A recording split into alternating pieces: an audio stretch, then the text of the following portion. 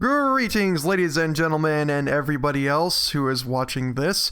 My name is Gumshoe, and welcome to the podcast. Today, we get to talk about E3 for a long amount of time, or at least, hopefully, we won't spend too much time talking about this, like every other YouTuber. So, we'll keep this as short and concise, but before we begin, I have two guests with me. Who are these people? Who are you people? I'm Rune. Hi. Hello. I'm Rhetam. Yeah. Oh, sorry. Go ahead now, please. No, good. No, we're good. That was it. Move on. That was it? Next step. Wait. I need to pimp out my channel. Yeah, I do challenge runs. Kissing my own bicep. There we go. Both of these people have been on the podcast before, so if you recognize these faces, I was gonna say faces. Yeah, these voices, then that's why. Maybe, I don't know. Anyway, let's go and talk about E3 because there was a lot of things that got announced, and honestly, I think overall this might be one of the better E3s. There wasn't anything too noticeably terrible, but I guess it was it was what I would call kind of a filler E3 where nothing really too huge, but nothing necessarily terrible. I'd say it was kind of lackluster overall. I skipped out on a couple of the conferences, but even with the stuff I saw, I thought it was pretty bland for an E3. Yeah. Almost everything that got announced this E3 is coming this year, and if it's not, then it's coming next year, or it's just an announcement that it's in development. Yeah, I wasn't all that excited by it anyway either, but that was because this year, I don't know, nothing really seems to catch my interest anymore, games-wise. It's kind of weird, really. It's the current games that I'm playing, I'm perfectly happy with those for a very long time, and then all the other ones I'm kind of eh. Yeah, there really hasn't been anything. There is a few ones that I'm excited for, but we'll get into those as we discuss them. So, let's begin with EA, the butt monkey of everybody's gamer-related jokes. Well, yeah. No, I love EA. EA is the best. Please sponsor me. Thank you. Oh, okay. Who paid you? Not EA. Wink. No, they would never. It's all that microtransaction money. Oh yeah, totally. From Dungeon Keeper to everything else. Yep. But yeah, EA started off the conferences with some more sports games because we all needed those. At least the new Madden does have some story mode, even though the story is a generic every college football movie ever. Yeah, I didn't really know what to make of that. I mean, FIFA previous year also had a story, and that was kind of trash, to be honest. I was very excited for it. But then again, they did make Fight Night Champion, I think, which had a phenomenal story for a boxing game. I was super surprised by that. So, I don't know, that one is kind of old. That one's, for the PS3. That was, a previous era. But that one was actually really good, because I might have to look at that if you say the story is pretty good on that, because I actually have not heard of it. I'm going to have to look at that. I actually got into it pretty well. It's kind of like a Rocky movie, but then without, the whole, yo, Adrian. It's what happens is you start off as this up-and-coming young boxer, and then he goes into the Olympics, right? And Olympics, when you go into boxing and in the Olympics, it's always amateur boxing. And then you basically just start off, with your helmet on, and then you just kind of score points and stuff like that. It's not knocking each other out. Anyway, you're up and coming, then you piss off this huge, business guy, and then he gets you put into prison, and then for a while you're actually in prison, and then you do bare knuckle boxing against Nazis. And I'm not joking right now. This is all something that really I am happens. going to have to look at this. You can punch Nazis, yeah, boy. Then you do bare knuckle boxing, kind of quickly. Boxing against Nazis, and then you just punch Nazis. It's great boxing. then they ambush you in like the bathroom and they break your arm and stuff like that, and your pride. No, I'm kidding. Just your arm. Are we sure this isn't some mafia game? No, I swear to God, this was Fight Night Champion. Anyway, then you start training and you become like way more buff because you were like a middleweight at first, but then you become like a heavyweight, and then you start getting an afro and then turn into more of a stereotypical scary black dude. And then you go and fight them again, bare knuckle, and then you beat all of their asses. And then after a while, you get out of prison, and then you slowly start, boxing again and getting back into that world. But then, seeing as you're a heavyweight, your little brother is also an heavyweight, and then you kind of, for a championship title, you kind of have to go up against him. After like a lot of fighting and stuff like that, and a lot of cutscenes, you have to go up against him. But then you start to notice that your character plays way worse than normal, because his little brother was like, why do you have to always do this to me? Why do you have to always try and one-up me and stuff like that? And then what happens is you kind of lose the fight. Like whatever happens, you just kind of throw the fight pretty much. And then I see. Yeah, and then what happens is the brother gets to go up against a champion who's like a raging asshole. And then you actually get to play with that raging asshole, and you need to beat that brother within one round. That's like the one condition you have. Okay. I'm going to stop you here before we decide to talk about this for so long. That went on a way long. Yeah, that went on a long tangent, but it was a good story. That generally sounds very interesting. I'm gonna have to look at that. It sounds like something. Basically, what this proves is that sports games can have a good story. I think it's not like Alien.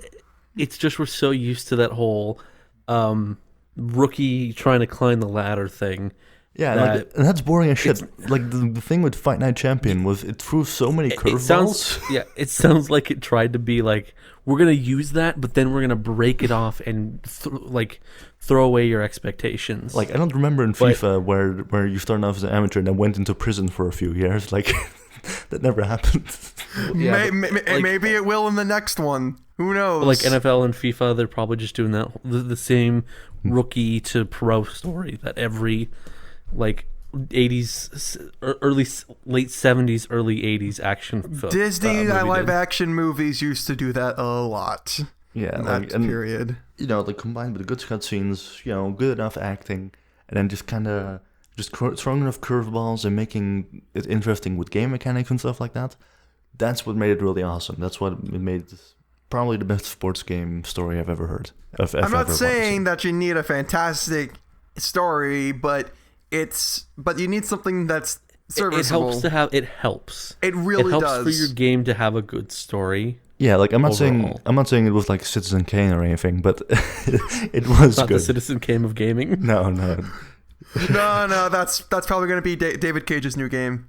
No, that'll just be Gone Home. Hey. Ooh, edgy. Anyway. Yeah, like I said, Fight Night Champion. Pretty good game. Overall, I think it's the only actual, EA sports game that's got a mature rating as well, because of the blood and stuff. Mm-hmm. I think, maybe. I don't know. We'd have to check that out. But in terms of all the sports stuff, that's pretty much it. Of course, there were some cringe moments in EA. If you want to know what those are, well, you can look that up on YouTube, because... yeah, the only one that I will mention is where one YouTuber came out for Need for Speed. I was gonna say, and just the prank versus prank guy. I totally forgot about that. He just stuttered his way through it. I don't think he really got a full sentence out the entire time he's on stage. Oh, poor guy. Which kind of sucks, because if you watch that guy's stuff, he's actually a pretty confident dude. He probably was super nervous. I would be super nervous at that time. Oh my god! Unfortunately for him, he made that cringe compilation. Yep, he's in all of the thumbnails for every single cringe compilation reaction. He's there. It kind of bites him in the ass, because, like I said, it kind of fucks with the how most people have perceived him over the years. Yeah. So, yeah.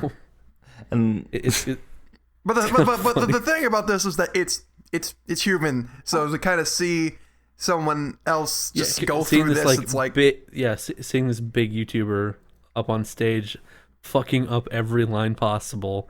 It was kind of humanizing. Yeah, it was very, very humanizing. So you know what? Props to you. It probably was very, very stressful to get through something like that. So there you go.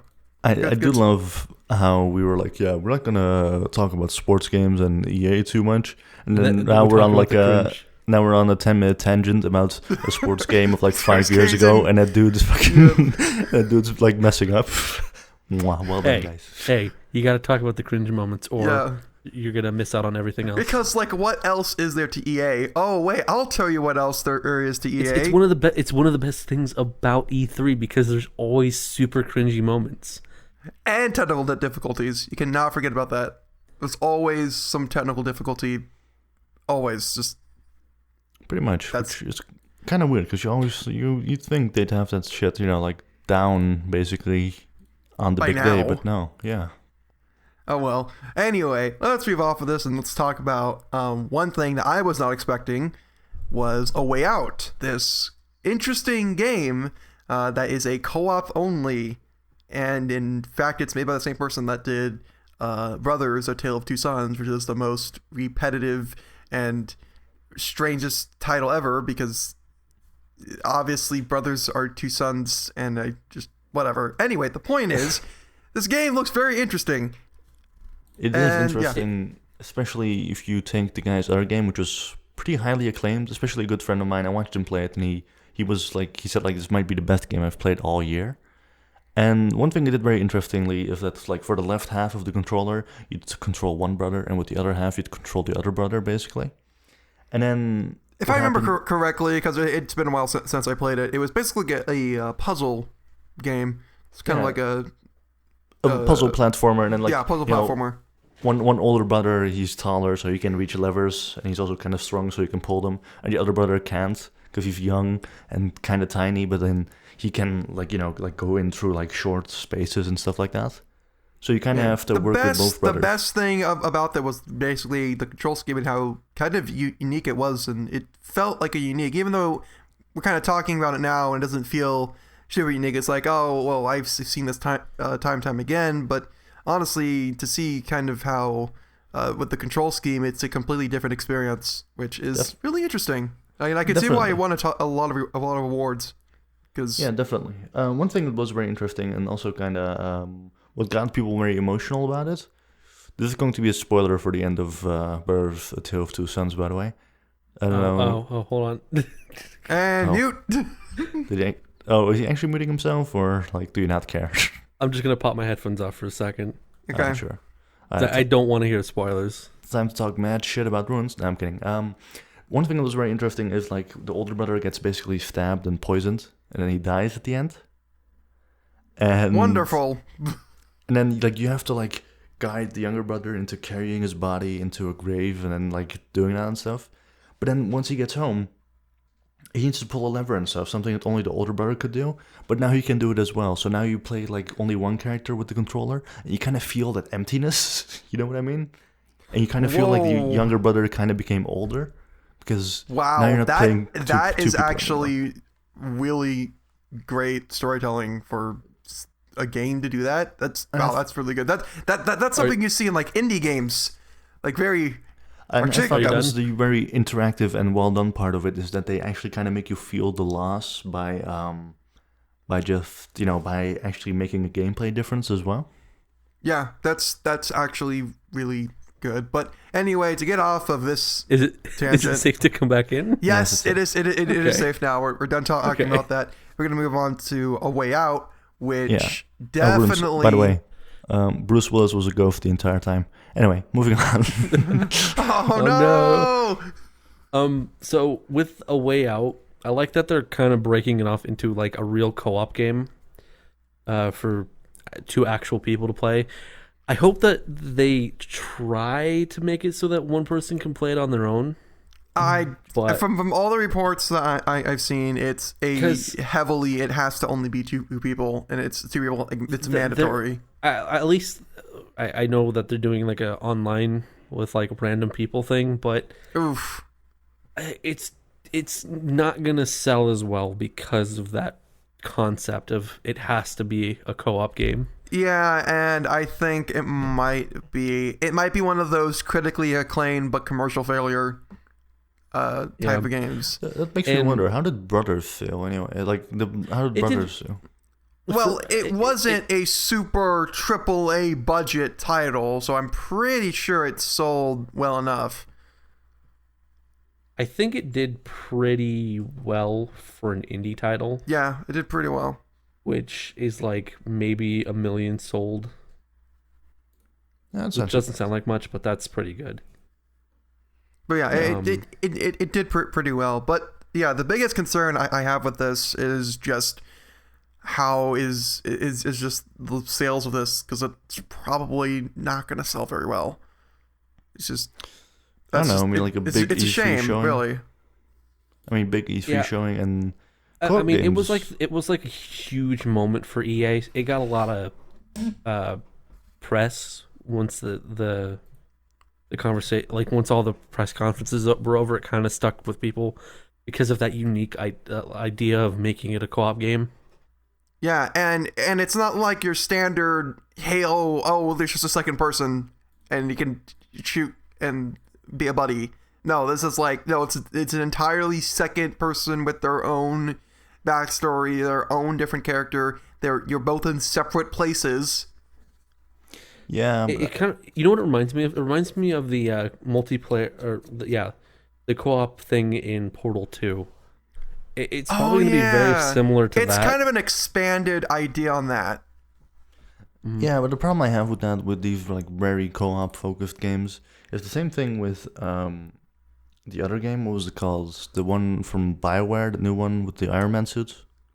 Anthem, which we'll talk about later. Trust me. Yeah, but I'm not going to talk about that game like specifically. I'm just going to talk about like the fact that it's a co-op game, and like it can be something really cool, but it can also kind of break the game, as it were. Because if you have like a crappy partner, or if you just don't have the friends for it, like I really do, kind of sad fact, but there you go. Then I don't know, the game just kind of becomes. Oh yeah. Yep. Well, for that game, it doesn't look like it would be super. But anyway, the point is that we're very worried about how A Way Out is going to sell, and I hope that EA will kind of notice that it's not going to be a super seller. But I hope it does sell very, very well, because it looks very interesting. I also kind of hope that this isn't going to be a common occurrence with this developer, because if you think about it, this is the second game they've done where it's had a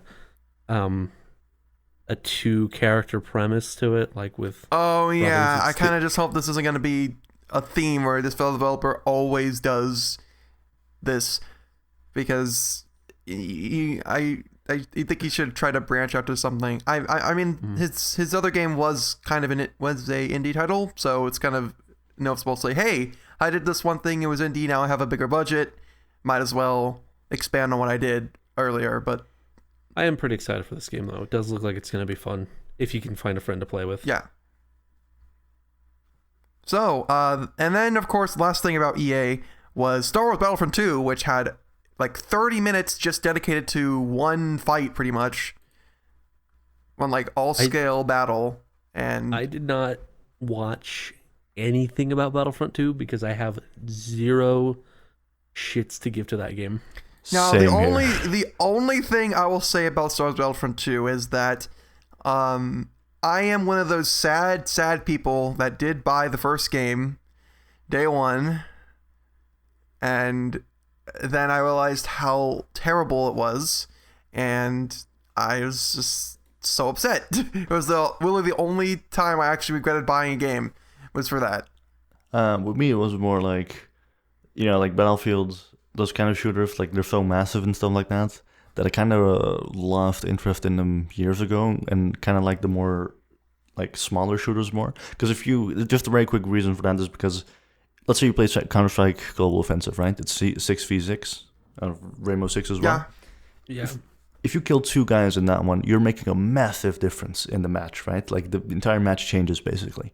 If you kill 2 guys in Battlefield, it doesn't change anything because there's so many people in there and it's just complete chaos. You know what I mean? You could kill the entire enemy team. Yeah, and it that's still would not why I make never much of a cared about the difference. main mission, the main mode, and I actually like play. Actually, the extra modes are pretty good. But the point is, like the core gameplay of Battlefront was not bad. It needed some tweaking, but it wasn't like completely terrible. It's just that the amount of content was very much lacking, and for their asking price, no. It's good that they're taking some of the criticism. They literally had a segment where they basically went on screen and it's like, okay, we know we got a lot of negative, so here's our short little clip saying, oh yeah, we're super sorry about this. We're like, oh my god, we totally just effed up. They just needed to make Battlefront 3, not like they had to continue on from the Battlefront games that people knew, and they would have been totally fine. I think it would have felt like a good game. Luckily, this time it does look like we are getting a different direction. After all the DLC is going to be pretty much free, so they was like, okay, we're just not going to even bother with that and just release it. So there's that for the people that are going to get it. But the biggest thing besides the whole 3 eras, whatever, I don't really care about that. What I mainly care about is the story, which I think one of the writers from Spec Ops: The Line was doing the story for Battlefront 2, and I do like the premise, kind of like the Empire side of the events after Episode 6, because to the Empire, the Death Star being blown up is kind of a major terrorist attack. So what do they do? Okay, so the reason I was also not interested very much in this game is because the thing that's really got people excited for the previous Battlefront was nostalgia for the older games. I've never played the older games, neither have I. Explains that explains a lot, because I still have the older games, and also I've never seen the Star Wars movies, and I don't really care to do so either. So because they've been.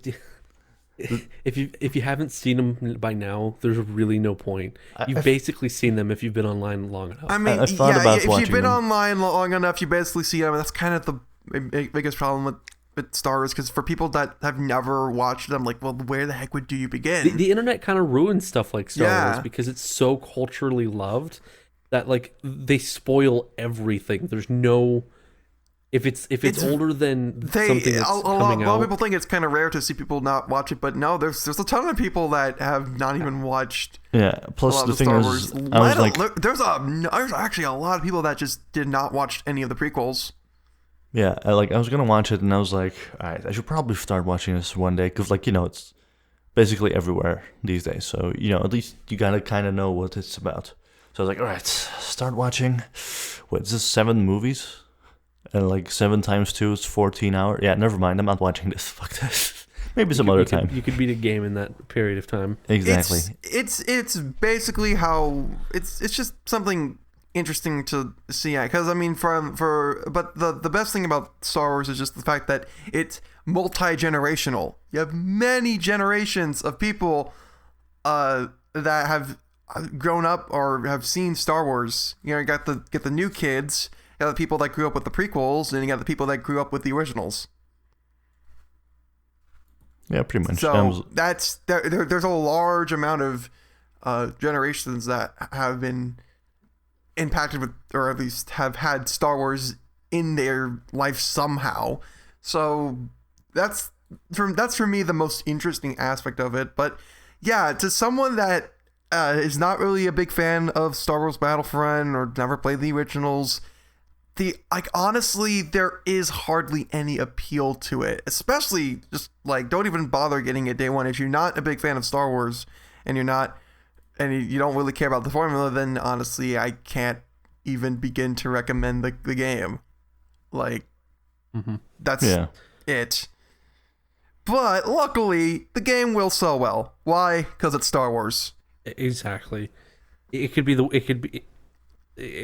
going to sell one. The first one sold well, even with all its problems. It sold a ton of money, and it made a lot of money. So you're good. You're good there. But yeah, that's pretty much EA. Nothing really too drastic there, except of course for the only thing that I think EA had of any worth was A Way Out, but that was about it. That's okay, but just, definitely could be better. Luckily, I do think EA was the worst one, and it was the first one, so from here on out, it should get better. Oh, should. Hopefully it gets better. Should. So, let's talk about the next group, or I guess company, press conference. Microsoft, aka Xbox, who had probably the one of the best E3 showings. I think they had some of the best announcements for me. For me personally, same here. I think the amount of stuff I just hear is just but amazing. For me, they were also like the first one I kind of watched. I missed out on 3 of the big announcements that they had, but okay, I kind of came in at the right time for me, I think, because I got the Right of State of Decay 2 was being announced. And nice. Really okay, then then you're good. You're good. Really okay with that. That's from the State of Decay 2 onward. It was all really good. It was all good. Wasn't the best of opening. The first thing that they went up is basically announced their new Xbox One, which was Project Scorpio, and now it's the dumb name Xbox One X. And the reason, because the acronym is Xbox. At least I'm not 100%. Now they haven't announced that that's like official, but come on, that's the only reason they would give it that dumb name. All I can think of is it's going to be Christmas and people are going to buy consoles for their kids. What do you think they're going to buy? The Xbox One or the Xbox One X, or are they not going to see a difference and just go for the cheapest one? Because they're just going to go for the cheapest one. Or honestly, because keep in mind, there's this also the Xbox One, whatever the other one was that was also 4K. It was in between. I forget its name. 4K, big shot. Dang it. Well, I will say that it is basically just an upgraded Xbox One. The biggest problem I have with it is just its name, but that's it. It's kind of an impressive feat because of the hardware this thing has. For $500, it almost outclasses my computer in most mainstream PCs that usually cost around $1,500 to $2,000. So yeah, you are getting a good investment, and especially if you can't afford a good PC to run everything that you want. This isn't bad. But the only reason it's so cheap like that is if they didn't have connections with the people that make all the parts and they couldn't make the parts themselves, it would cost a crap ton more. It probably costs as much as a good computer would, because those parts are insanely expensive. And the fact that they're just because this thing's going to be very mass produced, and for $500, that's not that bad, especially if you already own an Xbox One and you just want to trade it in and upgrade. It's not a bad investment if you have a way to get it cheaper than $500. Because I still think $500 is an insane price. I think that's a little bit. I think you're asking a little bit, but seeing as it's pretty late in, you're kind of thinking that, okay, if anyone's probably going to get this console, they probably already have an Xbox One. So yeah, they'll probably end up just trading those in to get it for cheaper and then getting a new one. Because everything else, all the controllers still work with it, and everything else does. Just the console's going to get an upgrade. So that's probably why they put it to that price, because they're like, if you want an Xbox One, they'll be stupid cheap by the time. Yeah, they're going to be really cheap now. So this is when you get an Xbox One. This is also when you get a PS4, in case you haven't gotten that. Actually, I probably still would wait this holiday if you haven't gotten any of the current generation of gaming. This holiday, they're going to be pretty cheap, hopefully. Yeah, it's actually. It's kind of weird though. Xbox sells, without a doubt, the most in America and stuff like that. But not in Japan, because they're an American-made company. That's why. Yeah, that's what I was gonna say. In Japan, they sold 100, 200. No, it was not good. Yeah, and then that just made me I'm not sure what to make of it. That's just Japan, I guess. That's just kind of to be expected. But they know that. They know that. They're just like, yeah. I think because the console was so like focused on television and stuff like that, it's also what made it really unappealing to European people like me and stuff. Because like television, like why do I care about American television? Like who gives a shit? And now even Americans didn't give a shit. And now PlayStation's doing the same thing too. Keep that in mind. Yeah. They have the PlayStation TV thing. That's just crazy. But pretty much the console is very impressive for what they are doing, and all the parts are very well good. And I think 500 is a little bit much. If you do have an Xbox One, then I think just trading in and upgraded is not bad. Or if you just don't have an Xbox One, then at least now if you wanted to get one, it will be cheaper. So yeah, it's not a bad announcement. So Not the worst announcement in the world. yeah, it's actually not that bad. It was an okay start. I'm actually glad that they did get it out of the way, because At the start. yeah. The next thing they showed off was a Forza Motorsport 7 game. It looks, It's Forza. It's Forza. Yeah. It looks sexy, but it's just a racing game. Next, the next thing was something that I did A not lot of people expect. were actually really hyped for. I did not know that there was going to be another Metro game, Metro Exodus. Which I'm is not shocked seeing that if you look at the series of books. I know that there's a lot more books than what there's a lot more story. What they're doing with this one is really shocking. I was they're really shocked making to hear it open world, which that shocked me actually. I was like, oh, whoa, they're actually changing up the way they've been doing things. That's kind of cool. It's going to be very Stalker-esque. That's cool. I've been meaning to pick up what's it called? Metro games, but I never got around to it. Yeah, I only have played the first one, and even then, it's not the Redux version, which I heard is a lot better. I've only played the original one, and I actually did enjoy it. I actually did kind of like how it made me really claustrophobic, and it was great. But I didn't play Last Light, which I heard was a lot better, and then I kind of thought Metro dropped off the face of the earth, and it was kind of a game that was always a duology, but nope. Now we're gonna have a new one, and I hope it does well. I like the Metro games, and I honestly, considering the developers' history, they actually have kind of dabbled with the open world concept with Metro already. In Metro 2033, you can kind of roam around outside of the stations. I know what you're talking about. There's not a lot of it, but like the areas you can explore are pretty big for like places you'll be once.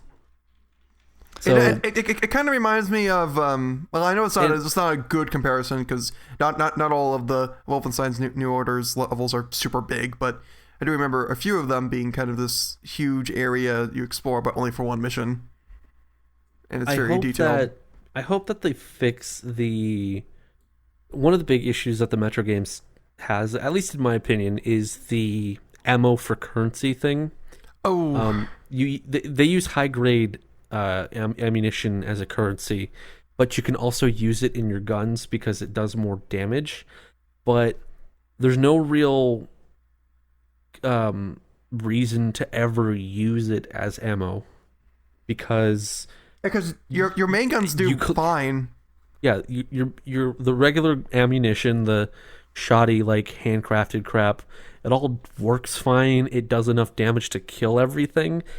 Especially, I just don't like that I think they need to make the ammo currency different. Maybe change it to something else. Change it to something else. You either do that or keep it as a currency. You increase its potency, keep it as a currency and also have a secondary currency that you can use. Basically like what Borderlands does, kind of like... Yeah, kind of. Wait a second. The developers of these games are Ukrainian developers, aren't they? Mm-hmm. Yep. Yeah. Regarding the war between Ukraine and Russia, these guys had like terrible game development conditions. Have you guys heard about that? Oh yeah. I remember that. They actually had I pulled up the article here real quick and said like the team. I think they had like mobsters fucking with them. No, just like the team sat on folding wedding chairs, literally elbow to elbow at card tables in what looks more like a packed grade school cafeteria than a development studio. Dev kits and high-end PCs had to be smuggled into Ukraine in backpacks to avoid the sticky hands of thieving customs officials. Pile on frequent power outages and broken government-run heating, which frequently led to below-freezing working conditions. And you can kind of see that they had a lot of trouble developing this game. So yeah, but they still developed it after all of that, and that's some dedication. That's some hashtag dedication. I think that's the reason why they went with the Redux, isn't it? Because they were like, yeah, we did well, but we had like shitty ass conditions we had to work in, so let's redo that. So they made it better. They basically had to take the way they had to take their earnings from the games when they came out and help improve them, because their conditions were actually horrid. It was kind of impressive that they made such good games for the conditions they were in.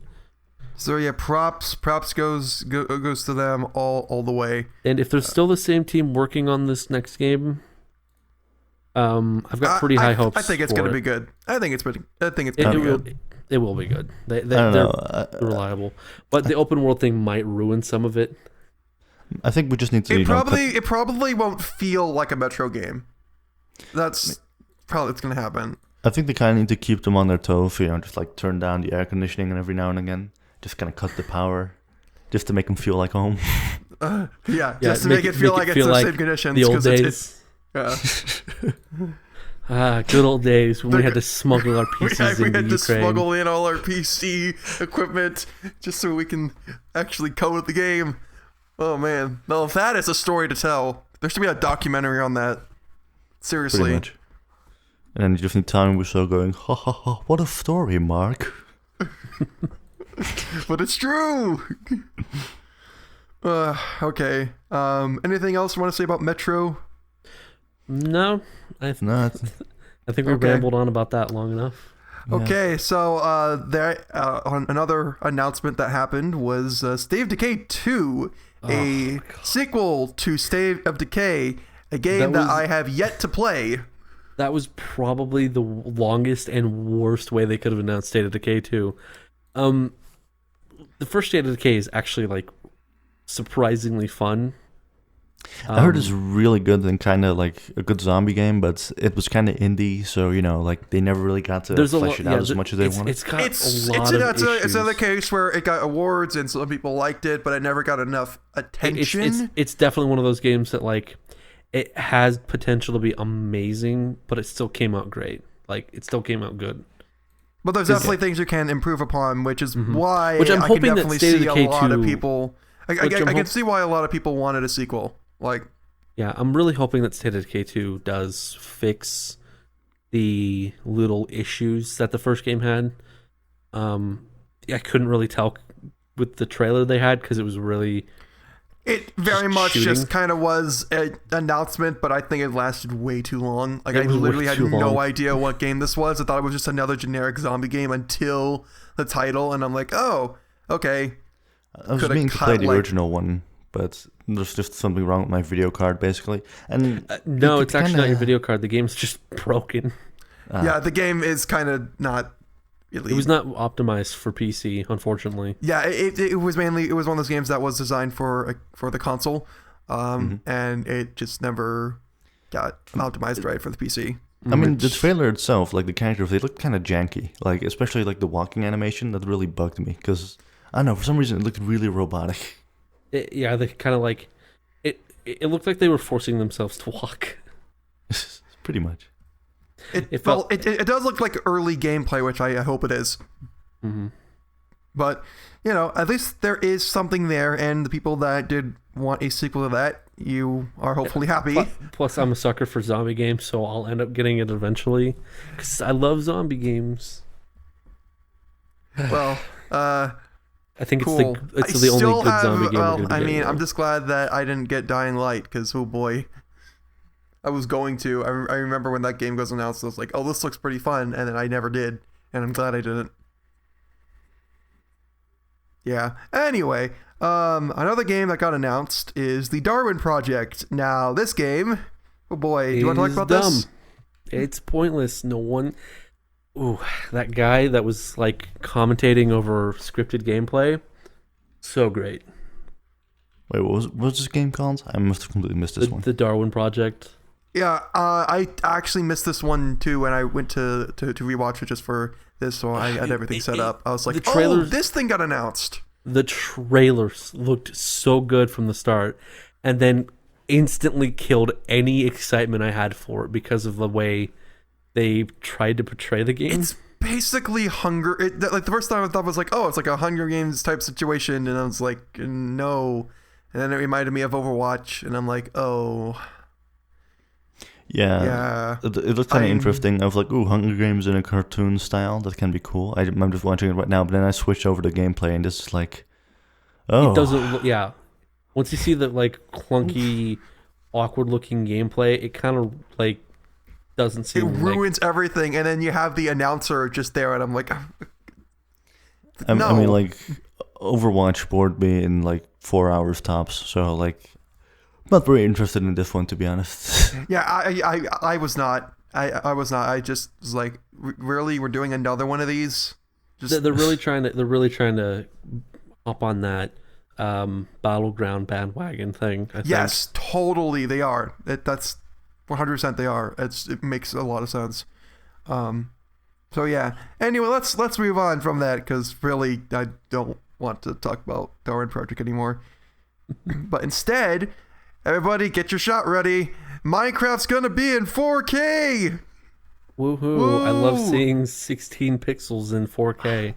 Now that isn't the only thing that they announced in here. They actually announced a lot of stuff in terms of Minecraft, but the biggest thing, of course, would be the 4K and the Play Anywhere now. So if you have Minecraft on the PC, VR, PlayStation 4, Switch, Xbox One, whatever, you can now play all together. Yay! And it's gonna be on Switch. I'm pretty sure the PS4 is not, because Sony kind of refused that one. Oh wait, yeah, not including the PS4. Sorry, I forgot about that. I just like Minecraft is so. It's not. There's no real point to like giving a shit about Minecraft at this point. It's like it's not the Minecraft that really bothered me about this. It was like the whole 4K thing, because. Like, bear with me on this one, right? Like, maybe I'm different about this one, right? But like, I'd much rather have 1080p 60 FPS than 4K 30 FPS, because 30 FPS just bothers me nowadays. You're one of those people that, well, to me, frames just don't matter, just as long as it's locked. Like, I could play, like, I'd much rather have a 30 frames per second game that's locked rather than a 60 frames per second game that doesn't. That constantly dips. When you play at 60 frames per second long enough, you kind of start to notice that lack of frames. You really do. 30. It's not like it's not like you're just fucking being a hypocrite and like shitty because it's at 30 FPS. Well, I mean, the only exception why I will have to play a 60 frames per second game is if it's a fighting game, because I cannot. It's actually like incredibly noticeable. It's incredibly noticeable. Like, I switched over from like, gaming on PlayStation all the time to PC for like a year or two, and then my brother bought this new PS4 and he was playing on it and stuff, and I came back to it and like I was like, wait, have it always been like this? Like, is there something wrong with the game? Because I don't know, your eyes, your vision, and like your whole kind of how when you play games and what kind of mindset you are, it just completely changes. It's just one of those things where you adjusted to something, and definitely you can't go back, which is totally fine. I mean, there's a lot of things that but personally for me, I haven't adjusted fully, and I can go back and forth through each. So, but maybe if I start playing 6 frames per second long enough, I'll probably get into that mindset as well. Just saying. But the thing with Minecraft, the 4K is really just hey, all those shader mods and other graphic enhancement mods for Minecraft that we see on PC? Yeah, now we're pretty much having that in the console versions. Yeah, I didn't get that either because everyone was shitting themselves about shaders. I was like, I installed this on Minecraft as a joke 3 years ago. And then I uninstalled it because I got really annoyed by it. It just doesn't fit the whole aesthetic of Minecraft. Yeah, it doesn't fit that squareness that Minecraft really has. does not. It's the reason why I think when you try to make Minecraft more realistic, it fails. Like you should really never do that. I'm not saying like maybe enhancing some of the graphics here and there isn't that's not a bad idea, but if you try to make everything super realistic, it will not work. Like maybe making the weather a little bit more realistic. Okay, that I can see working out, but that's about it. Like you really the blockiness and the simple and the graphics being simple is kind of one of its strongest strengths. So kind of does ruin it a little bit. So I'm totally with you on there. But yeah, I just thought I would mention it for the people that really are like, oh, Minecraft's still around? Yeah, it is. I don't know. I like the update system they have, though. They're just constantly adding stuff to it. And then, like, I checked recently. It's a really old game, actually. It's a lot older than I thought it was. Yeah, but I checked it recently, and it was like the colors update, and I was like, oh, okay. Like, even if it doesn't really interest you, which for me it really doesn't anymore, it's still kind of cool to see that they're still working on it, and they're still constantly adding stuff for all those guys. And there's still a community that's still playing the game to this day, so obviously it got enough people to... If I was one of those Minecraft YouTubers, like, who's been doing this for like 5-6 years now, like, I would want to kill myself with all my millions of dollars that I've got from all those kids watching my videos. It's like, yeah, yes, just I have money, look but at I'm Stampy playing Minecraft. just look at Stampy Cat. He's still doing Minecraft. Like, I got bored of, like, after I can play Minecraft for like an hour or 2 or 3, and I'm like, yeah, okay, I want to play something else now. I'm kind of just bored. And if there's no, like, there's an end game, but like getting to that end game doesn't feel fun. Yeah, it's not. And then after the end game, there's an entire city now that they added. So they did. That's cool. Yeah. So like an entire. So there's actually a bonus besides the credits. So yeah. Anyway, I had no idea. Anyway, that's Minecraft. It's still around. They also announced Black Desert for the Xbox One and I think also PS4. So basically, that yeah, you know, the game that Rune has been streaming, the MMO that apparently does have a pretty significant fan base, is now going to be on consoles. I can't wait for people to start complaining about the frame rate drops in towns because there's so many people crowded around like fishing ponds. Isn't that like every single MMO though? Like there's always... I don't know if it's... I think the issue is that the game is so fucking... Like they really tried to make that game look as sexy as possible that it kind of... 5 feet distance. Yeah. Yeah, boy.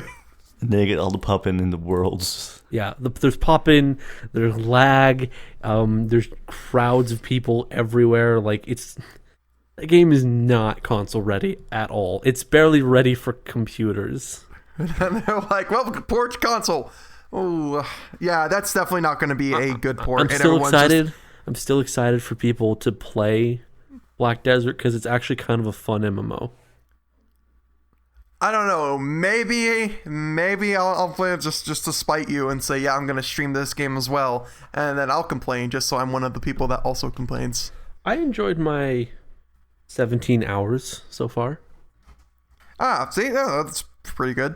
Yeah, you put in a good number of hours, so it's pretty good. So yeah, what do you think about MMOs, Rhett? The thing with me and MMOs is like, how should I say this? They're massively multiplayer online, right? And then you're always kind of giving up something that you'll get in a single player game. Like for example, I used to play World of Warcraft for a while. It's a fun game, like I'll give it that. But like the combat, it's just kind of number crunching, and after a certain while, I'm just like, 1 2 2 1 2 1 2. Oh, look, I did a cool kick. Like I don't feel engaged by it at all. And then like. It's the social aspect that you kind of have to really go for. And after a certain while, I just didn't really care for the social aspect either. And I was kind of just wondering, like, why am I actually playing this game anymore, Yeah, it's crazy. Well, with that said, let's move on to the next one. A indie game that I am really looking forward to because I want to get this game so bad when it comes out. definitely be The Last Night, which is just kind of really cool, realistic background, but with sprite-based characters and a style of gameplay that is very reminiscent to the old LucasArts games. The point and click ones, like it's those. It's the new Fez in terms of online controversy. Really? Yeah, there's a lot of online controversy for this. The developer came under fire, or the guy working on it, the main developer, came under fire because of some shit he said in like 2013. What did he say?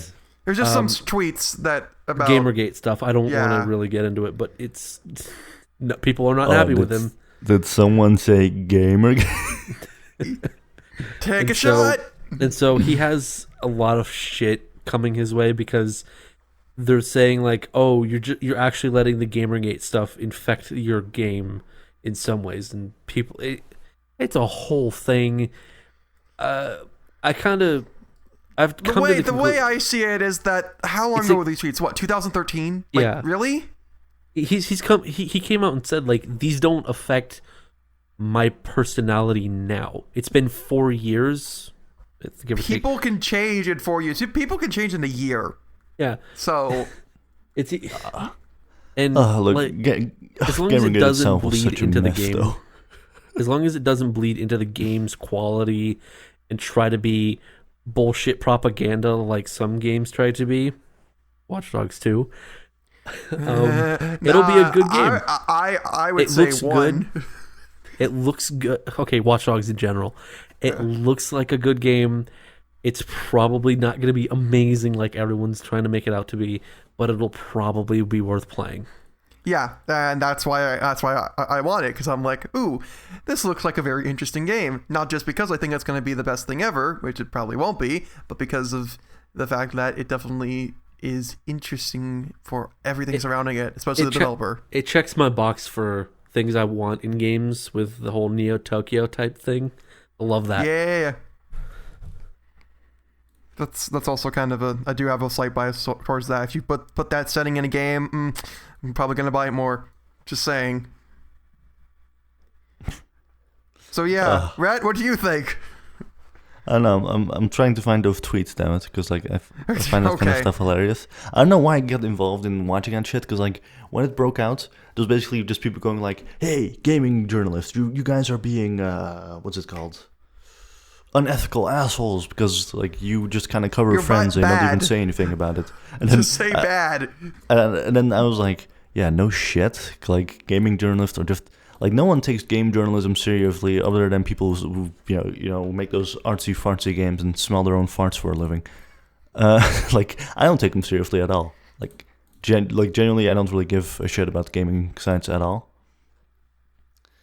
But and then the other sites are like, wow, gaming journalists suck. Gaming journalists suck. Come on, let's go and harass them. And I'm like, oh, okay, never mind. Both sides are assholes in this. Yeah, no.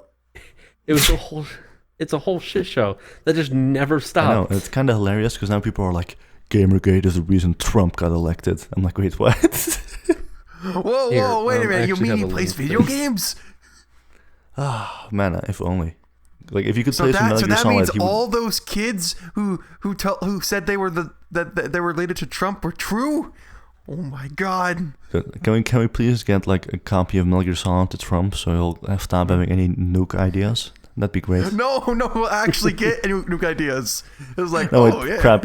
He'll probably build his own Metal Gear. He'll be like, he'll build his own Metal Gear. Metal Gear will be the future. We just send it to every world leader, and they play it, and then they all make a pact so it can be the future. Can you imagine though, like some dude playing Metal Gear and it's like, oh, finally, I destroyed Metal Gear and I saved the world from nuclear annihilation and stuff like that. And instead of like the usual cool fonts you get about Snake, you suddenly go like, it'd be really cool. I could make my own Metal Gear and nuke some people. Yes. Nuke Hillary.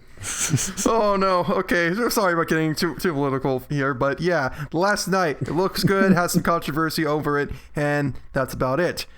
So, Trying to jump away as fast Yes, as possible. It was either talking about nukes or Gamergate. Like your choice here, buddy. Yeah. No, Neither are I'm good. noping out of that. So Okay. next game Next is game. Dragon Ball Fighter Z, which it looks so freaking cool. It was the fighting game of the con. Yep. For sure. I love how people were so excited for that new MVC game Yeah. that the second they had a game to compare it to that was like made by a big dev, they're like, oh, this doesn't look that great compared to this game. I never thought that Marvel vs. Capcom Infinite looked super great, but I'm just more like, oh, we're getting a new one. The second they showed those ugly ass character models, people were just like, nope, It I'm looked done. like PS2 models. It looked like Tekken, old school Tekken models. I wish they looked like Tekken. At least they emote. I'm actually super excited for Dragon Ball FighterZ. This might be the first Dragon Ball game I ever get, if I get it. Because I'm excited for this mostly because it's made by the Guilty Gear Oh. guys, and they are amazing when it comes to these types of I fighting only played games. one Guilty Gear. I don't remember what it was. I'm more of a Blaze Blue type fighter, but I'm just kind of They're pretty similar. Yeah, kind they're of done with pretty 2D similar. fighters in general, to be honest. It's like, except for maybe Mortal Kombat, just still kind of fun. But like, I never really got that, how we went from, like in the 2000s and stuff, we had all these 3D fighters, and I really enjoyed those, like Tekken and all those games where you kind of had to like move with the arena, and then you could get ring outs and stuff, which I always found really cool. Because it meant you had like something of an environmental factor working into. okay. So let me see. Do you like Soul Calibur? Because I'm like, you're thinking ring outs, all that stuff. That's like basically. Yeah, Full Calibur was kind of fun as well. Like, I enjoyed those types of fighters more, but then again, like, it's hard to make those competitive and kind of like a real sport because, you have like you have an extra dimension to work with. So I kind of get why we went back to 2D fighters, but I don't know. I still prefer 3D ones. It really is a to each its own thing. Like, honestly, I haven't played enough 3D fighters for me to get into them. But definitely, but it's just the thing is with 2D fighters, it's a lot more simpler to get into instead of 3D where you have to learn a lot more, unless they make the fighting a lot more complex, like some 2D fighters do, and that's just always a good time. But yeah, I did definitely see what you're coming from though. But we are still getting this new Dragon Ball Z game that I think has some of the best graphics I've ever seen, and I am just, man, when I watched the trailer, I was just like, this looks so cool, and I want to play this right now. I wish I was at E3 so I could try this out. Hold up, did you say it had the best graphics you've ever seen? Maybe. So far. I'm not all the way. All the way. It looks very promising compared to the anime, which is great. Yeah. I don't know. Not a fan of the art style. I like the whole drawn but 3D art style more, a la Xenoverse. I know it kind of messes with my vision, to be honest, because like the characters seem really 2D, but the background seems 3D. It seems, yeah, I did notice that 2.5D. It kind of looked Basically, weird. that's what it's officially called. Yeah, that's basically what it is, which might mess with you a bit, but it might be better when you get to play it. So. That's what it looks like to me anyway. So yeah, there's a new Dragon Ball Z fighting game. Whoop, whoop, whoop, whoop. The next game that they talk about is Sea of Thieves, aka How to Eat a Banana the Right Way in 2017. Got I'm so okay. I'm super excited for Sea of Thieves. It's probably my top 5 for this E3 Okay, so because I'm a fucking sucker for pirate games. when is Sea of Thieves coming out? Exactly. I think did it's it got about get a year on it release before. date? I don't think we have like a definitive release date. Well, Yeah, I don't I'm think so, glad because but it does not look finished. Like, Yep. It looks like they have the general idea, they have what they want to do, but it doesn't look like it's fully It looks like an early access Develop. game. Like, it really does. That's the thing that bothered me most about it. I'm like, sure, it can be interesting and all that, but at the same time, I'm like, kind of iffy about it. But that might be just because of the art style. It hasn't sold me, but it's something I'll keep on my radar just because. Yeah, it's definitely much farther on. It's much farther up my list of games to keep an eye on now that I've seen gameplay for, because it's rare. Yeah, get it? And they've had a pretty bad they've had a bad they've had a bad record recently, so seeing them go back to this real game type of development, it's a little worrisome that this game's going to be generic or bad or just boring. It's just gonna be one of those games that like other people make it or break it for you. And I just don't like that dependence on other people in my own game. You know what I mean? And yeah, there's this huge issue with people trying to make games all multiplayer and shit now. Like, if it doesn't have a multiplayer system to it, it's not going to be worth playing, which ruins like, games. How quickly do you think you can actually get a crew together who's gonna listen to you on a pirate ship without resulting to insults about you and your mother? Like, not many. I know the internet. Especially if it's not like and friends. especially if it's in Europe, where you're just gonna have Russians like "Suka bliet idina hoy," and then just, I don't know, sabotage you. And your Hey, boat. my mother was a saint. They like tell you to sail one way because their friends are over there. Yeah. It's Okay, but other than that, it's a pirate game. It's one of like 2 or 3, I don't know, pirate games that got announced. The other one we'll get into later, but it definitely is interesting. It created a meme of the eating the banana, so hooray for that! I love that one of the Polygon guys actually went and did it. I think it's one of the McElroy brothers. I think it was Griffin. Yeah, that did it. Like, this is gonna be a meme. During one of the post con live streams, he just sits I don't know what the context was to it was, but he just at one point is just eating a banana, peel and all. Wow, you must have been hungry. It was It's like, God dang, I'm really hungry with this. And, the video kind of went viral that day, and then the Sea of Thieves Twitter decided, you know what, we're gonna fuck with him, and they posted a gif of a guy eating a coconut hole, and like, all right, now do this, and Polygon's like, no, no, we are not responsible for the actions of this guy. He did it on its own, and then the meme died. So it was so great. That's though. like the best thing to come out of Sea of Thieves was something that happened on the internet. Yeah, boy. Mm-hmm.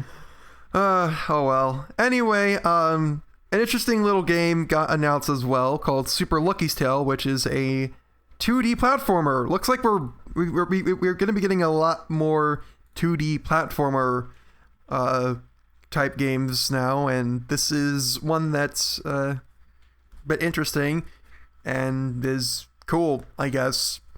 No, just thought I would mention it because it's something that's not Sonic related. We are getting, of course, another 2D Sonic game. We're also getting a Bubsy remake, too. Or not a remake, but another Bubsy game is also a 2D platformer. So now we're having another 2D platformer come out.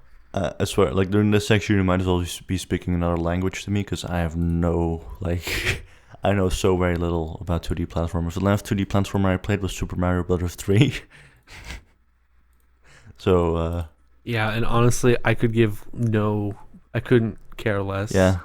And honestly, that's how I kind of felt when I saw Super Lucky's Tale. I'm like, what's the main appeal? I honestly think it came out at the wrong time. Like, if this came out earlier in lifespan... It just kind of got I just don't care about it because it kind of got overshadowed by it's getting sandwiched by a lot of other things, and that's just I just think it came out. I think it's coming out at the wrong time.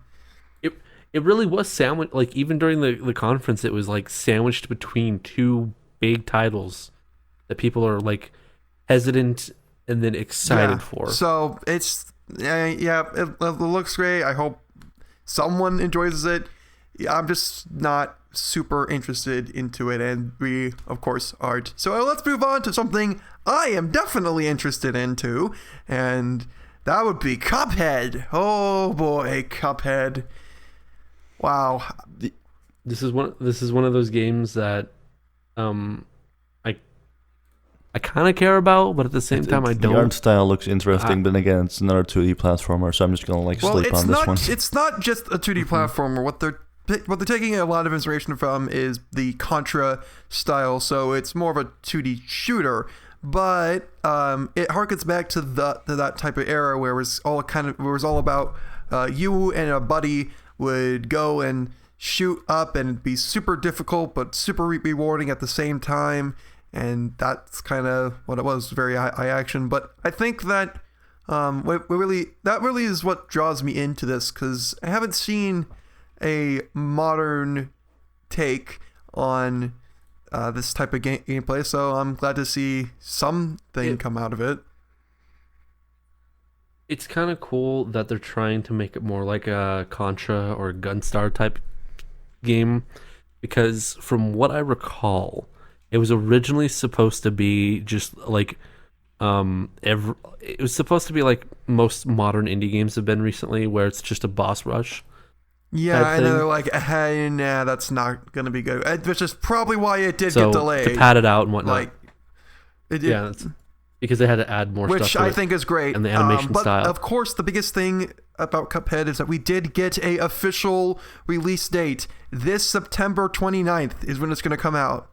Hopefully, unless they delay it, which I hope they don't. They probably will. It's been long enough. It's probably it's been way long enough. So we finally got a date. I remember at first it was simply going to be a what's it called? Kind of like a boss rush game where it was just simply going up against bosses. But then people wanted some actual like platforming to it, so they added that as well. Yeah, which is why the whole thing. We just went over this. I definitely didn't mention this already. I kind of zoned out. It's like 6 a.m. here.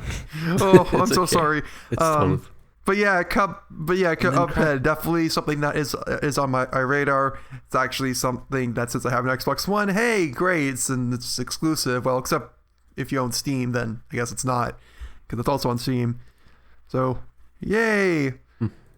Anyway, going back to Xbox One exclusives, Crackdown 3. We finally got something for Crackdown 3. I never played the I've only played one, and from what I basically gathered from everything I could get, it's generally just a sandbox type game, and it's more kind of about messing around with the sandbox itself. It's not really too story driven, and it's why it never appealed to me. The best thing about the announcement was just Terry Crews. It's like, oof. I think they took too long to try and make this game, because anyone that's been excited for Crackdown 3 to happen probably isn't excited as they were like post Crackdown 2. I was really hoping for some type of story, but I didn't see anything. It just seemed like, hey, we have a sandbox, you can mess around with it, you can do a lot of things, you can basically destroy the entire sandbox. Like, everything can be destroyed. But only multiplayer. Oh, okay, there we go. And I'm like, but that's not enough for me personally. Yeah, they're just better games that do the same thing. So honestly, it's just, I just wish that it did, or at least would do a lot more. Like I said, just bring a story mode or something. Like, come on. But yeah, that's all I really wanted to say, unless someone else has something else they want to add. But yeah, anyone else have anything you want to add before we? Terry Crews. Crackdown is a shooting game, and I think we can all agree on that. Yep. Okay, next time. Yep. Oh, by the way, did you know that there was rumors of a new Life is Strange game? Well, turns out we're going to get one. Life is Strange Before the Storm. And apparently it's a prequel from everything I've heard, which explains why... It is a prequel, and there's a few things that are kind of cool about it. But I'm gonna just come out and say that you probably shouldn't buy it. I don't think it's gonna be as good as the original. Like, The original. Okay, yeah, pretty much. Don't tell the fan base I said that. It's a perfect game, honestly. It's so good. You know that Don't time worry, when they say hella. It's best writing ever, right? Their fan base is only on Tumblr. just No that- worries, dude. Like, you don't have to worry. They're not gonna watch this. It's just that, like, the fact that Ashley Birch isn't coming back to do the role of Chloe, and the reason why she's not reprising the role, the voice actor protests that have been going on, so that they have better rights, Which they should, Because, totally. Like, which they, without a doubt, yes, they should. I don't think it's fair to put out a game because, like, it just doesn't seem right to the fans, and I hope that the fan base sees this and takes it to looks heart. like we got another that Dead despite their Rising love 4 of the game- situation. Like, Ashley Birch came out and said, like, yes, I support the new Life is Strange, and I consulted on the character, and the new voice actress is doing a good job of it. I just think it's better to boycott it for the fact that it didn't. They decided they had to go off of the what is it called? They just couldn't bring her back because of I don't get that protests. logic, to be honest. Because if Ashley Birch herself worked on it and stuff, and she says, yes, this has my blessing, this is good, you know. I'm not Well, working on it because it's of kind of the protest. thing is that I see your logic. You're thinking, well, because if I buy the game with it, then it's kind of like the developers are basically saying they're not supporting the protests by doing this. They're basically saying we don't care about. It's the same reason I had issues with Dead Rising 4 is they don't care about the people behind the voices. They care about the money more than they do the fans like reactions to Ashley Birch everything. still, what's it called? She did give her blessing, and she did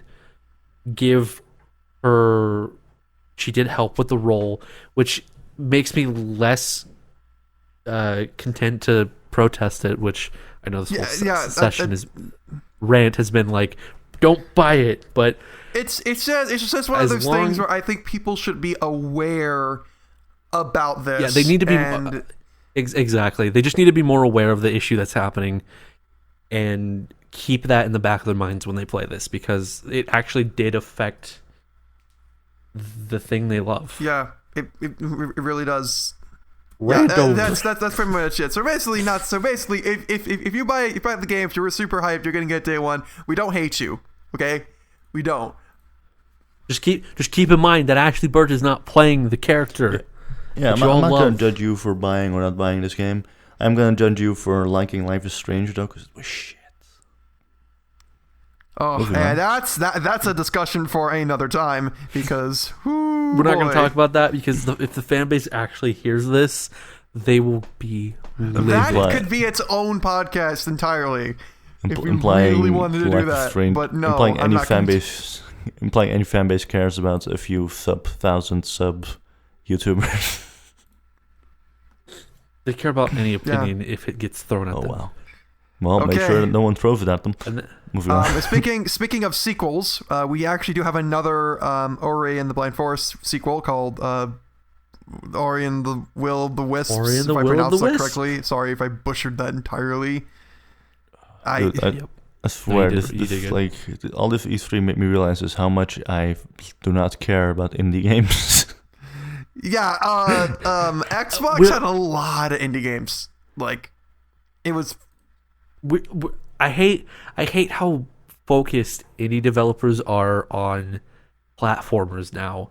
Like, every other indie game is either a top-down shooter or a 2D platformer, and I'm so fucking Because it's sick of easy it. to make. We skipped over. yeah, it's easy to make.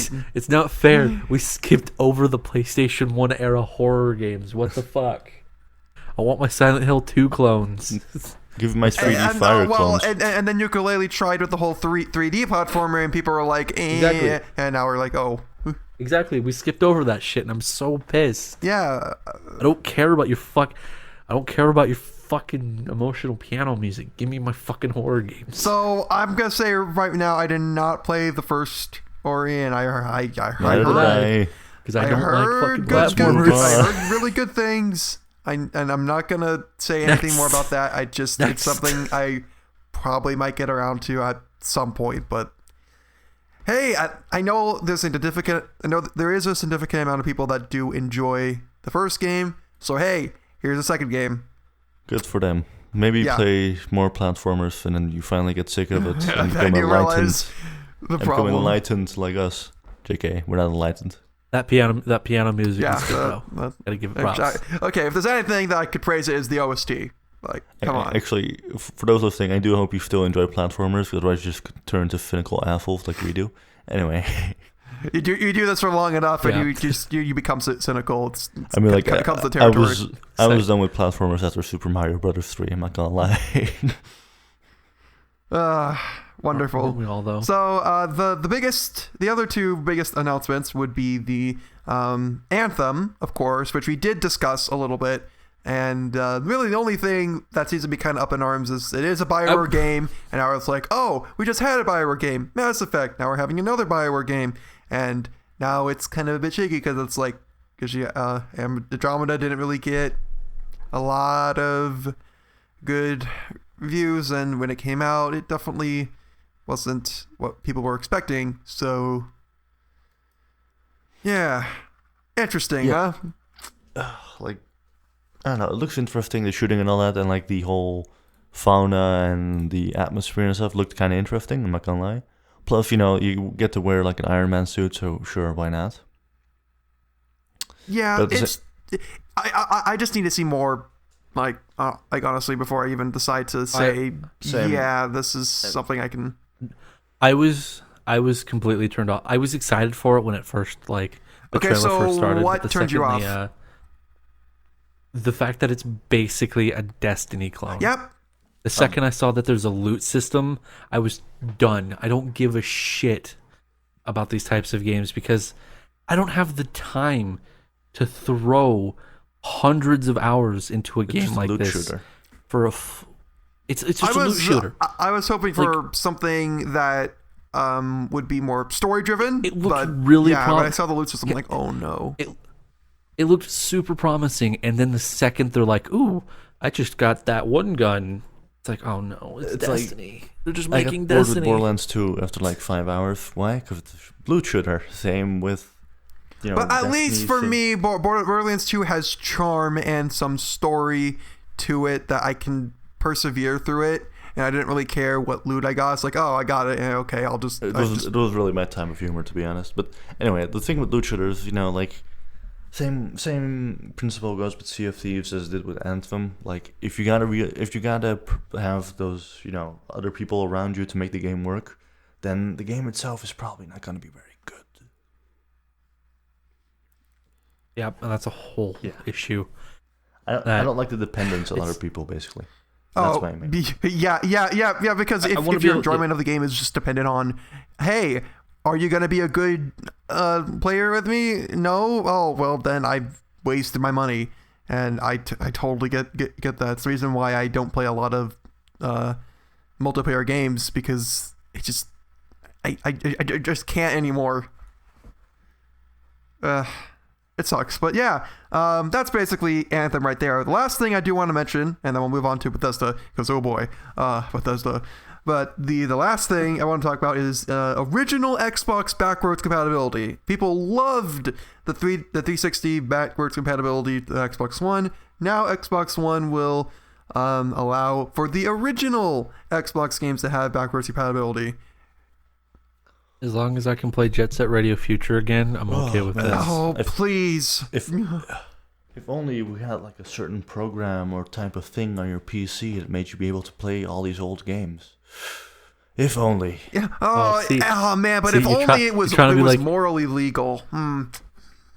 See, the thing about emulation is it actually isn't a thing for Xbox yet. They're still trying to fuck with it. Yeah, but it'll work eventually. Like 20 years forward, we'll have that, and then, GG. Can't wait 20 years. Yeah, you can't wait 20 years. Come on. What do you have planned the next 20 years? This is still exciting for those people that really did want... so basically like me, because I have a lot of original Xbox games that I still play. And for those people that are like, hey, hey, we're now offering that for Xbox One. You have 3 generations. I'm right just there. saying. I'm just saying. Just wait 20 years. It'll be all it'll all be good. And speaking But of then emulation, you wait by the 20 way- years and no one will care. That's the thing. No, there'll be some nerds in the basement going like, "Aha, Eureka! I finally decoded the Xbox." But then at that time, Mother 3 will come out. And we're like, yeah, who cares? Yeah, pretty much. And also, it actually reminds me, they actually got like, when you look at PlayStation 3 emulation, which was known to be like one of the hardest, a lot of games are actually running on it really well nowadays. Oh, yeah. Like, you keep seeing more and more info on it. And yet we still have issues with Xbox, which is weird considering they're basically computers. Yeah, pretty much. A friend of mine who knows a lot about this kind of stuff kind of broke it down to me to how difficult this all can be. I didn't listen because he's kind of boring, but he made some good points, so I can refer you to him someday. Okay. Well, pretty much that's all we kind of wanted to say. Nothing really too big on that. But anyway, let's move on to the next one. And oh boy, Bethesda's back with their awesome games but bad ideas. This was such a pointless fucking conference. They maybe made one. They made one good announcement and then one terrible announcement. Skyrim VR, woo! Okay, not what you so meant, my bad. Okay, so let's go through the list because honestly, there's not a lot here, but there's stuff here. First off, we're getting 2 virtual reality games that were announced: Doom in virtual reality, which is Fest. Red. Yeah, Doom VR. I'm not sure how you're going to do that. I don't understand how everyone is like jerking themselves off over VR nowadays. By the way, isn't it like still a super niche audience? Yeah, it is because it takes so much money to actually even get. It costs like one headset and controllers cost like as much as a and normal. Then so you're gonna need to have a really good PC to run it, like really good. And money to spend on games. And a lot of money, so it's just That's super expensive. Like, how is this like part of the gaming community so big that we have like two major games on E3 actually about VR? Because I know literally no one who actually plays VR games aside from YouTubers.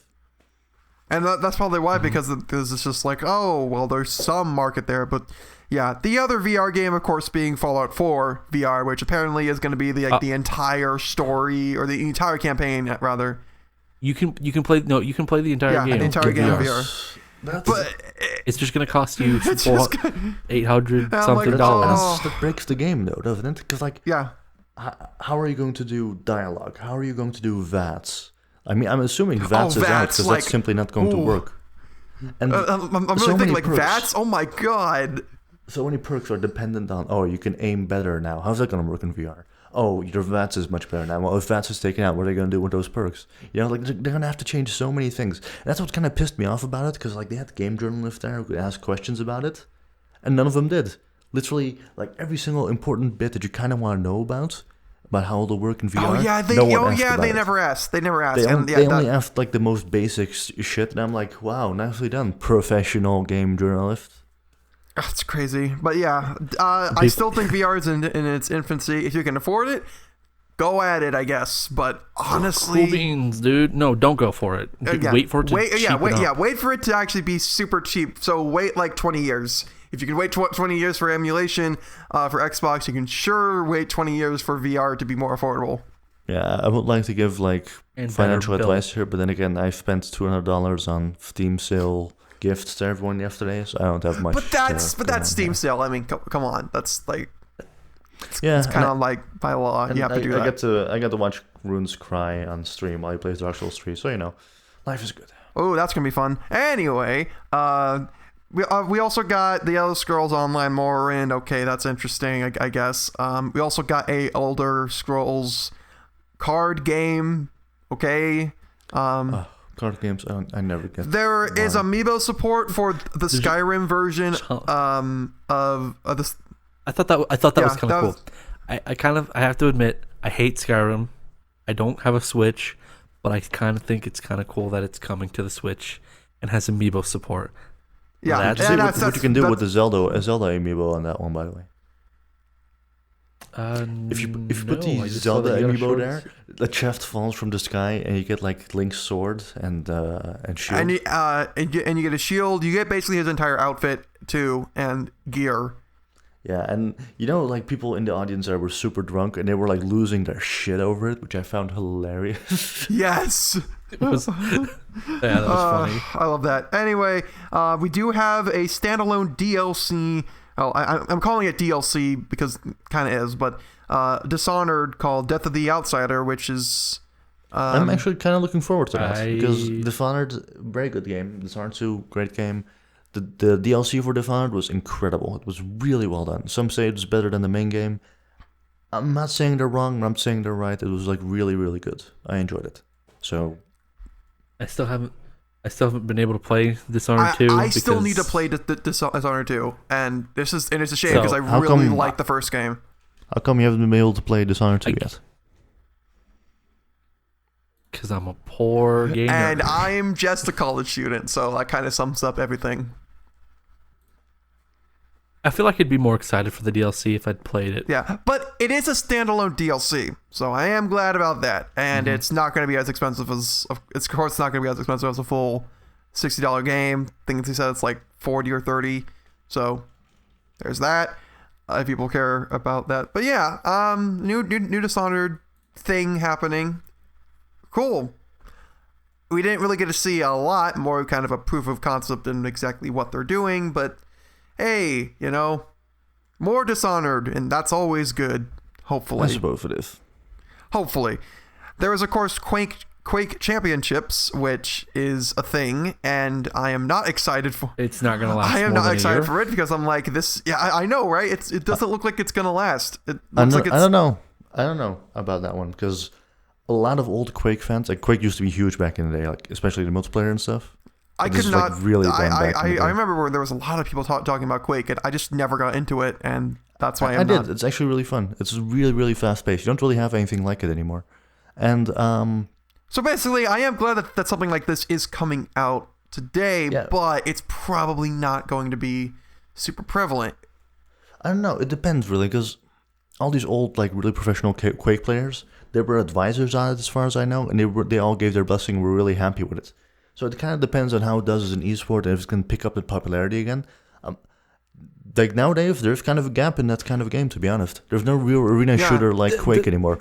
Counter-Strike is very slow. See, the problem... Overwatch. The problem with Quake Champions is they're trying to do the whole class shooter bullshit that everyone's doing nowadays instead of just sticking to that traditional arena shooter style.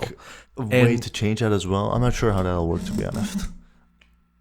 And there's another issue where, like, there have been Quake games that are very good. And then there's ones that are terrible. That play off the base. No, that play off the standard, like, arena shooter style that just haven't done well.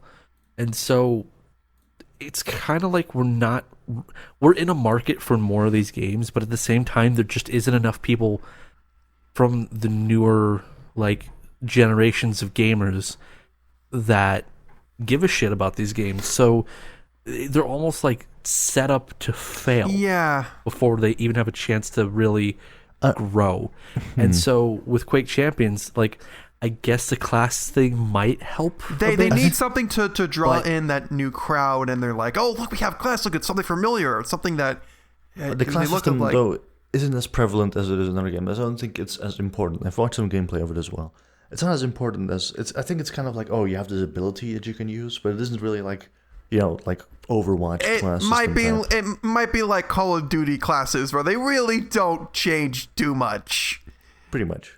It's just there. I guess maybe the trailers they put out where they kind of like highlight these class things. Yeah, that kind of didn't help, but might ruin my idea of what this is going to be. Because don't get me wrong, I really do want arena shooters to have a comeback because they're fun. They're stupid fun. They're stupid fun. Like Doom 2016's multiplayer. It's dead now, but it was so fun. I only got like 5 games into that, and it sucks because I had a blast playing it. it was stupid fun. I played for like most of my playtime in that was from the multiplayer because I had that much fun with it. I played a ton of Quake 3 Arena back in the day, and that was incredibly good. Like especially the multiplayer and all that. Especially because you could download custom skins. So I was Bender from Futurama, and nice. every time I died, I yelled "kiss my shiny metal ass," and always made me laugh because I was an immature kid. But and then like stuff like that was really always hilarious. And the mods for it, those were especially insane because I remember a famous one called Bit for Power, I think, and basically turned the entire game into a Dragon Ball Z game, like a 3D Dragon Ball Z game, basically. It's like third person. You could do Kamehamehas and everything. It was insane. You could play guess what? You're talking about mods. This is a proper segue for me to talk about the next thing.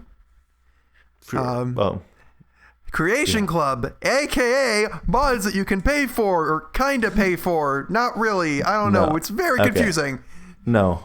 Okay, look, we gotta talk about this. So basically what happened was they were like, all right, we're gonna work together with independent freelance developers, and then, we're gonna play test it, and then together with them, we're going to bring out high quality stuff, and then all that people heard was like, paid mods, and then like the internet lost its collective shit.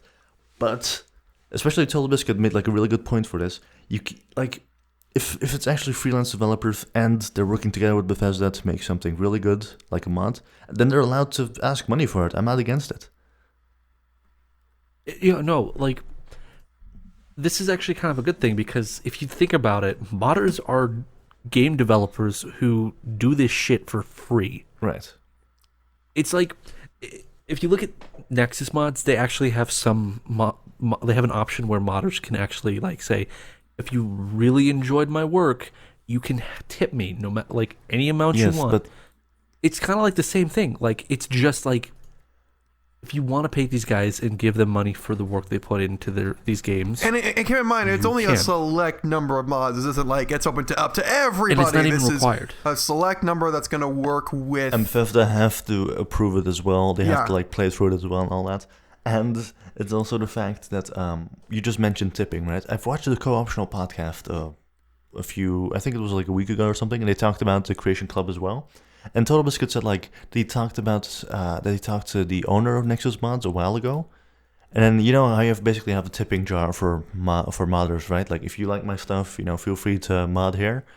Yeah, that's not like no one does it. Literally no one. These guys, they get jack shit basically. Like for every 1 million downloads they get on a mod, maybe 1 or 2 people will like literally pay for it. But it's like giving people that option. It's still like a good thing. It's kind of like with streamers. I know like more streamers like kind of shove it in your face like, hey, donate to me or subscribe or whatever. But the option is there. If you really want to support someone, it's there. And I think maybe this will help a bit more if it's a little more prominent. Because with Nexus, it was not prominent. It was just there. It's not very prominent on Nexus. Yeah. So you can't. One thing that really annoyed me about it was the fact that people were like, "What the hell? You can't make mods pay. Like you can't make me pay for mods. Like if I work for 1,000 hours on a really great mod, and there's been countless of great mods that I would more than happily pay for, like that I have installed on Skyrim. And then do you know what this means? We're gonna get those. Hey, let me download this mod and I'll give you exposure. No, but the thing is, right? Like if someone works really hard for it, and then they say, you know what, I want money for this. Fair enough. They should have the right. They spend a lot of time on this. It's something that they made. If they want to ask for that, what kind of an entitled asshole would I have to be to go like, no, you have to make it free. It's a mod. Like, like if you worked hard on it, go for it. Like fucking make that you have to pay money for it. There's this one mod for Skyrim that came out last year that it was so big it was literally Enderall. It's called Enderall. It was a standalone mod for Skyrim. It's like an entirely new game. Basically, they use the same engine, but like the skill system is different. The entire landscape is different. The entire story is different. It's a totally new game. And guess what? It's free. Right. I would have just asked people to pay like I don't know, a few bucks at least. And like you have to give, like, and these guys don't ask for anything. They don't shove donation links in your face. I think modders deserve to be paid for the shit they do because they put in so much work for shit you're getting for pretty free. much. And like, if someone like, no one, you don't have to make this, payable. Like, if you'd rather go like, nah, my mod is good, but not good enough. Like, no one's forcing you to, like, exactly put a price on it. What people are afraid of is this like whole slippery slope, argument where like after a certain while, free mods are going to be phased out, and everything is going to have to be that you have to pay for it.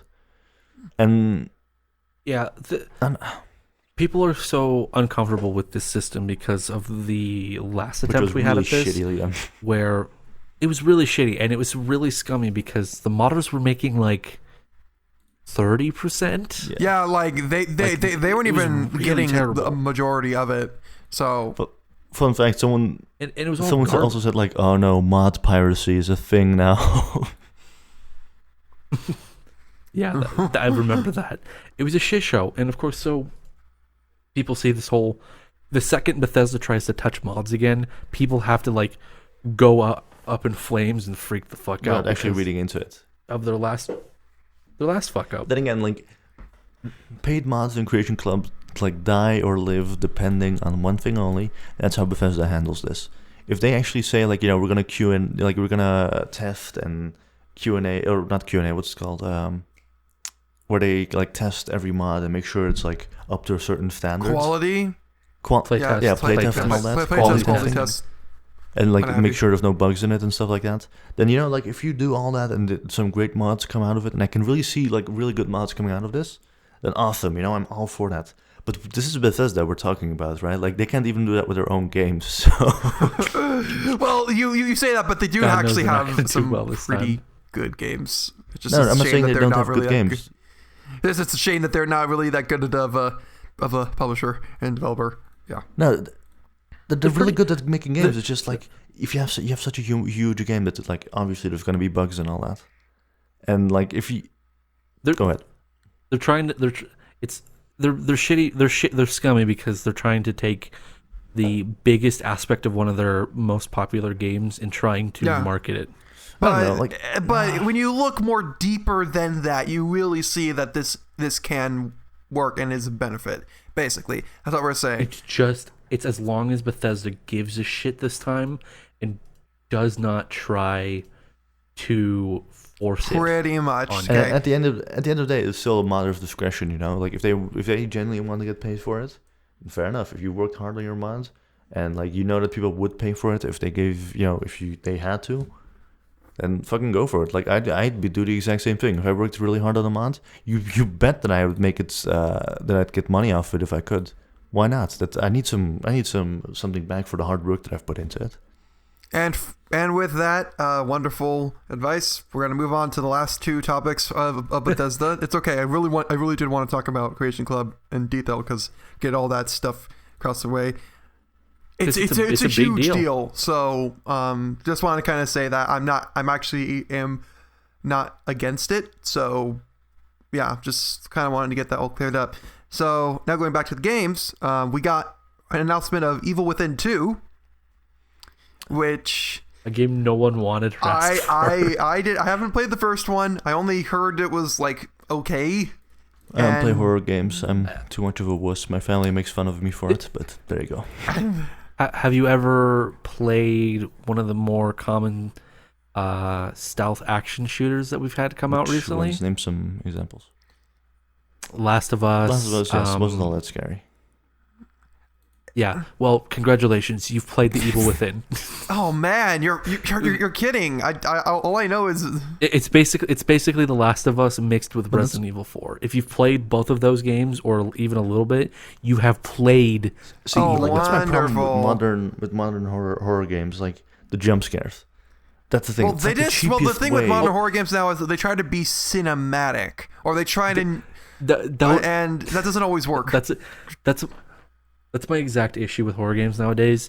Is for some reason developers kind of forgot how horror games that sell well have worked.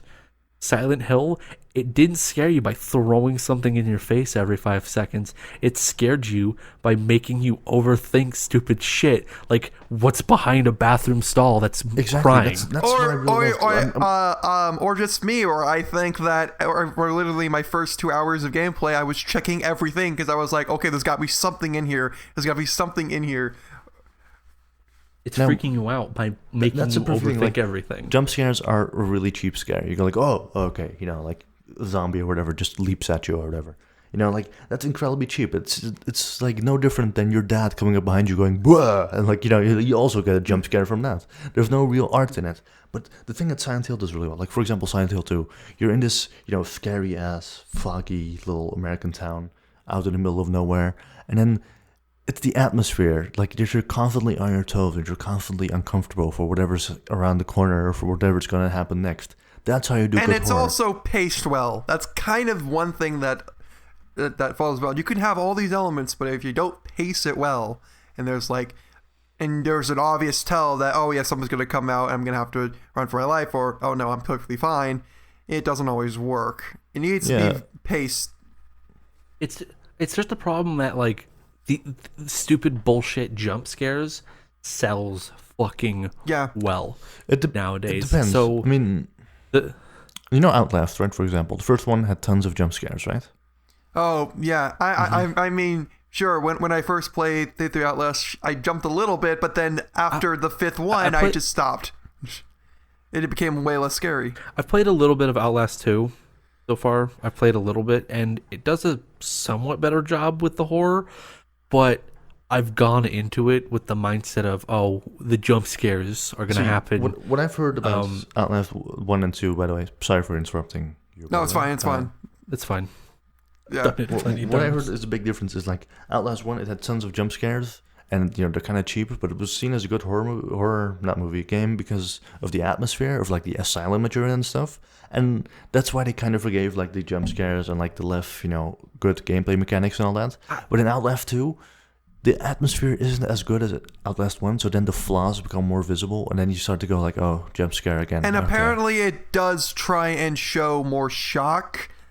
It just kind of like shocks you that oh no, look, this is so grotesque. Oh look, it's so terrible. Oh my god, look, we're doing this. Yeah, look at that. I'm like, oh no. Yeah, the thing is, Outlast 1, I actually don't really like Outlast 1. I don't like Outlast at all. I just think it's because the problem is like it feels like a carnival ride. There's horror there. They're going to pop shit out at you to scare you, but that's it. There's no real... And then at the end, they have a thank you for playing. Art. Horror is an art form in reality, because to really scare someone, you have to fuck with them without putting much effort into it. Like Silent Hill does that so lot of effort, and it's not in terms of gameplay. It's in terms of planning. It takes. By the way, Silent Hill 2 and 3, like the rest are kind of Well, 1 is good, but the rest are kind of One's just dated. Like, you want to know why Resident Evil 1 is so scary? Because you can't see around most corners. Even if you can hear a zombie, you don't know where exactly it is, and that shit is terrifying. And the tank controls. It's a fear of the unknown. A fear of the unknown is the best thing you could possibly do to make a good horror game. Avoid jump scares. Stick to fucking with them psychologically, not honestly, if I were to do a horror game, I would do a jump scare as soon as possible and then have my game never do jump scares again, so people are on the edge seeing if there ever is going to be another one. So people are like, oh, okay, so obviously this game's going to throw me jump scares, and then it never does again.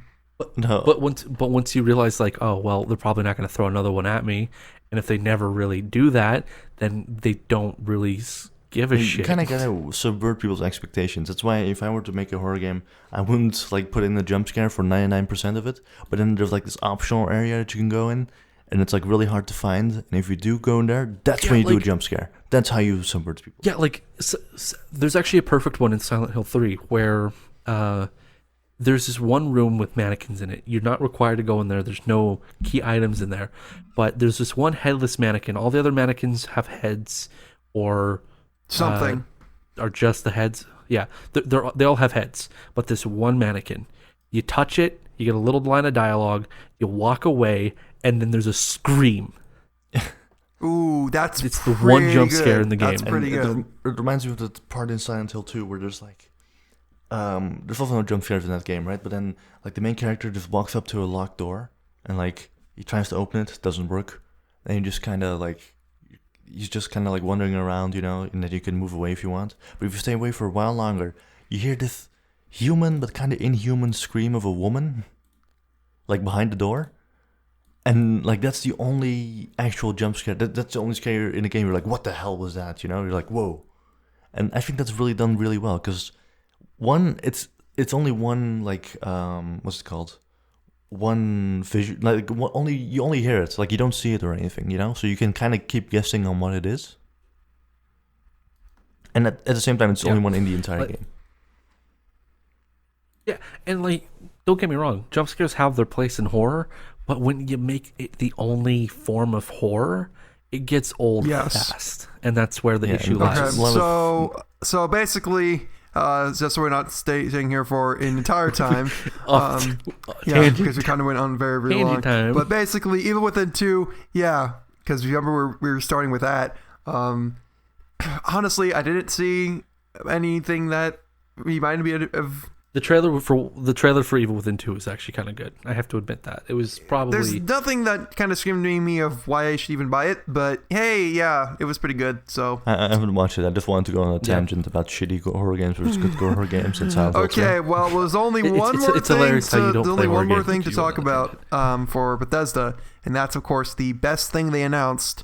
Wolfenstein 2, The New Colossus. Oh my god. Yep. I am so... freaking excited for this. I am now not. If we had done this podcast just after the conference had happened, you would have heard me say, "This is the best thing ever. I'm so hyped for this." You? But then I played Wolfenstein: The New Order, and I like it, but I don't know if I'm gonna like the second one because the reason why I'm still excited for this, even though I actually did as well replayed the New Order, though. I did a different timeline than the one I did on my first playthrough, just to see what was different. And honestly, I'm just like, I still enjoy the New Order, but there's things that I think can be improved on, and I'm hoping that this one improves on it. Oh, yeah. Well, the New Order has a ton of flaws, and you probably shouldn't have a game like that where the best moments are the ones where you don't have to run around shooting people. Like I actually know. It's like the best. The reason why the stealth was the most fun part. Yes, I know, and that's why I maxed out all of my perks of stealth like instantly. And I'm like, oh, there's other things I probably should focus on. And I'm like, no, this isn't that fun. Stealth is a lot better.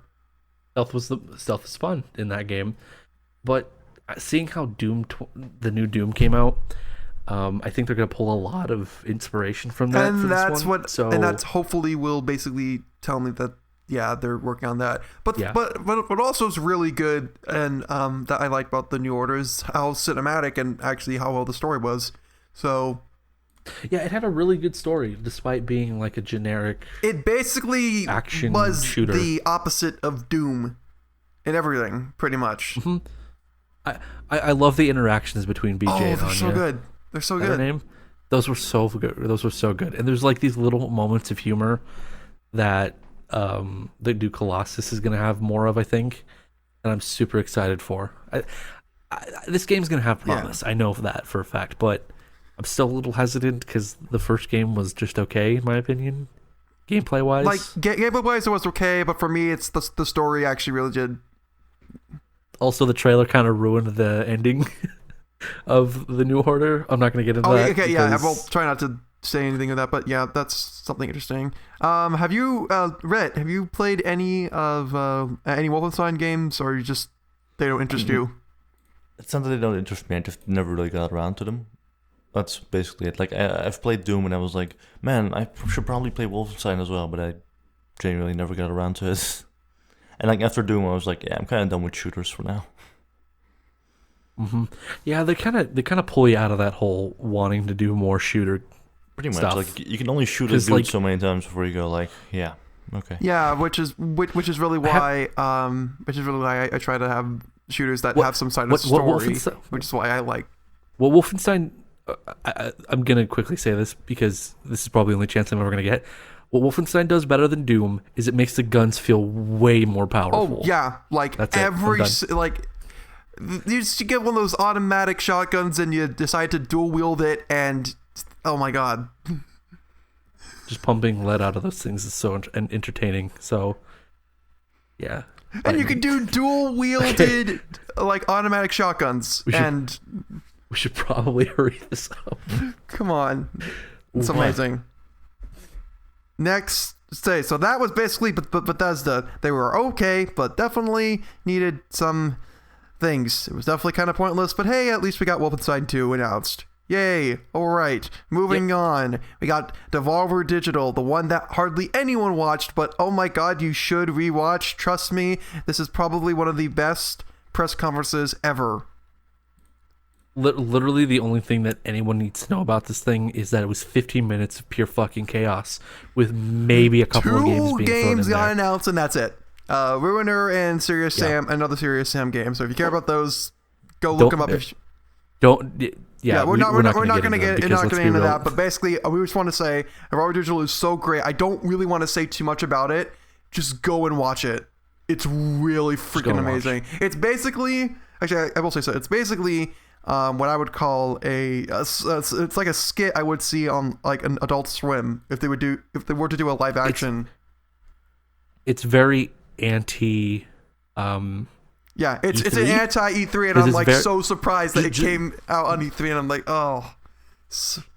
That'll make sense if you watch it. Just go watch it. That's all we're gonna say, and we're gonna move on to the next press conference, which was PC Gamer. A lot of interesting things got announced for PC Gamer, but I'll basically sum it up as this: we got an XCOM 2 expansion. Expansion, I think was the right term to use. Called War of the Chosen. XCOM 2.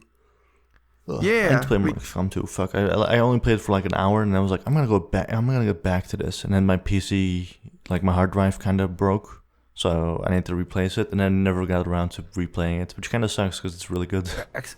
So yes, yeah, the XCOM. The expansion looks kind of cool, but it's kind of cool for the people that are really hardcore into XCOM. And if you're not, then which I don't think. But that's basically that's all I really wanted to say. I don't have any experience with XCOM, so I can't really say much about that, unfortunately. There is another one I can't say a lot of. That's Ooblets, which is super I'm so great. excited. I hope that it actually does turn out to be something I will get, but I'm not 100% sold. I kind of want to see a little more. Okay, I'm sold on this game. I'm usually very hesitant about these types of games, but shocking. Usually for me, it's the more I see of a game, the less interested I am in it. But with Ooblets, it's the polar opposite, because I had pretty low expectations for it, seeing that it's basically like a Harvest Moon Pokemon type game. But the game has a lot of personality to it already that I'm really excited to get into. Is Rune just gonna jerk himself off over Ooblets? Okay, I'm just gonna take a nap. Tell me when. Oh no, I'm done. Okay. I'm done. No, we're done. I don't really have too much else to add to Ooblets, and seeing as Rhett is just sleeping, let's move on. Yeah, I don't know. Ooblets itself, I mean, like, it's those Harvest Moon type games just kind of get really repetitive for me after a while. I don't get really the appeal of it. Plus, it's developed by Double Fine, so not gonna touch that one with a 10-foot stick. No, they're publishing it. They're publishing it. They're publishing. It's not developing it. Publishing. I actually asked the developers on their Discord how much influence Double Fine has on the game, and they said it's very little. They're basically just there for financial support. Ah, good. All right then. Then we got some game called BattleTech. Looks okay, very generic. This is the point when this was the point in the conference when I walked away from the screen and then realized they announced Mountain Blade 2, and I'm like, wait, yeah, they did. Yeah, so and then I went back to find it, and I couldn't find it. We got a Mount and Blade 2, which is there. Which was announced, I know Rhett's which was excited for announced this. ages ago. And yeah, I love the original Mountain Blade. Did you know it was a Turkish couple who made the very first one? Just with them Now together. I know why you like it. No, I like it because it's Yep, he's very biased. No, the Mountain Blade games Yeah. are really fun. they're And so seeing it finally coming to the modern era of gaming. So hooray, kinda we're cool, 'cause finally it's having a... it's incredibly deep and like you can go really you can like take hours and hours and hours and you can do whatever you want in them. But like it's janky and it's also like like it's very obvious that it was made at a very low budget. So now that it has more of a budget and it's like more, like wide and stuff like that. It's got a real fan base. So to it, basically, finally. this is something that people should be looking out for if they like these type of games, and Yeah, definitely like Warband was like really it was like as wide as an ocean but deep as a puddle. Basically. I see. But hey, at least we're getting a second game that hopefully will enhance. We're also getting a second Total War Warhammer, in case anyone cares. No, Total War is actually really fun. the total. I've played for Warhammer. Like I love the concept of the Total War games, and I really have wanted to get into them, but they have such a steep learning curve in Yes. some areas that it's kind That's of a true, turn off. but like the moment you actually it kind of clicks for you, and for me it did with Medieval 2 Total War, then that's when you're actually hooked to it. And that's the exact same thing that happened to me. Now the cool thing with Total War Warhammer 2, by the way, is if you buy it and you also have Total War Warhammer 1, you can kind of just use both games for in a campaign, so you can have all different factions from both games. Whoa. Okay. And also like the map That's of a both lot. games, and they can like play it, basically use that in the new game as well, which is really awesome. It just, yeah, I think at first it was just going to be a DLC, but then it became so big that they just went with the second game. But don't quote me on that. I'm not entirely sure. Oh, so we might have well, it's not DLC, but Mario Galaxy 2 situation where it's just supposed to be kind of an expansion, and they're like, yeah, this is enough, so put it to its own separate game. Okay. Yeah, pretty much. Cool. And like the whole like referring back and being able to use your first game stuff, that's actually really cool. of them. That is actually really cool. So hey, there's something to look out for the people that really do like Total War. I actually have a meaning to probably get into it. I don't know. Maybe I will. I might actually pick up Mountain Blade 2 because that does look really interesting. But who knows? If you do think of picking up what's it called, Mountain Blade 2, I'd start with Mountain Blade Warband, because that's like the most complete one that's actually out, and it's only $5 at the moment in the sale. Oh. So Yeah, so if you're watching this like as of like this, I'm not entirely podcast sure when coming up, this it's will come on out. sale. Hopefully, it will come out ASAP. But still, if as long as it comes out before the 5th, it's Yeah, on pretty much, sale. and like I can definitely recommend it, even if it's not your type of game. Just try it, and hey, it's only been $5. if you like It- trying new it's- things, there's something new you can try. There we go.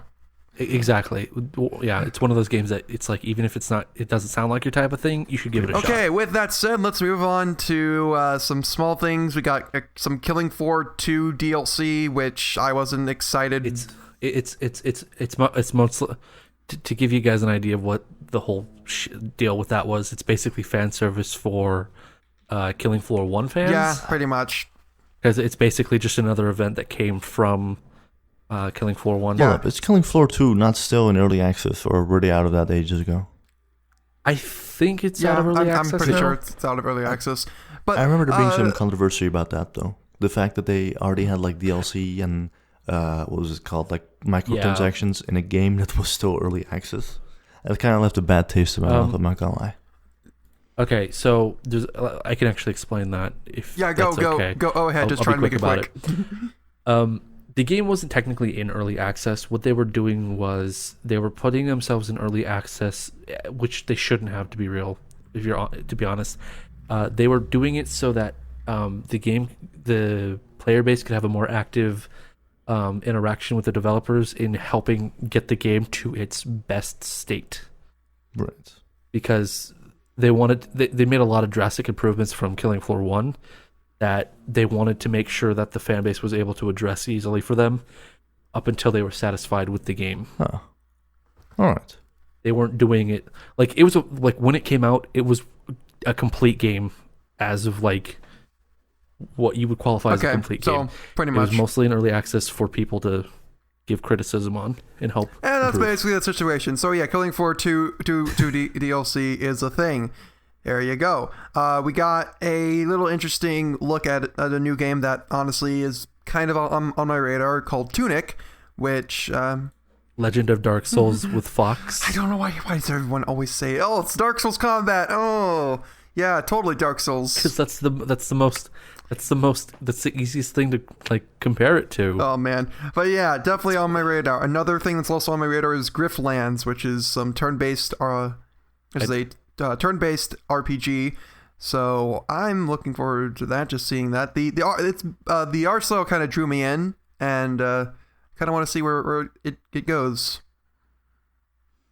I don't know, turn-based have never really been my forte. Yeah, except for like XCOM. That one's a bit different, I think. But the rest, it's kind of like Well, it reminds me a lot of what's like basically old school Final Fantasy. That's what it reminds me a little bit of. Or Child of Light. I think that's the name. Reminds me a lot of that game. Yeah, I tried Final Fantasy once. It bored the shit out of me. So yeah, it's on my radar just because I want to see what happens when it comes out. But that's pretty much it. Probably that's I something hope you enjoy it though. I hope it's fun for you. After that, there's also Lawbreakers, which does not interest me whatsoever. I'm sorry. Wait, Griftlands? Did you I'm mean burnt out Wildlands? on shooters. Yeah, I'm just done with that. Oh, and of course the last thing being Wargroove, a Advance Wars type game that you could actually terraform and make your own structures and your own battlegrounds, which is honestly really cool. Because we need more Advance Wars type games. So what was this called? Wargroove. Look it up. It's pretty interesting.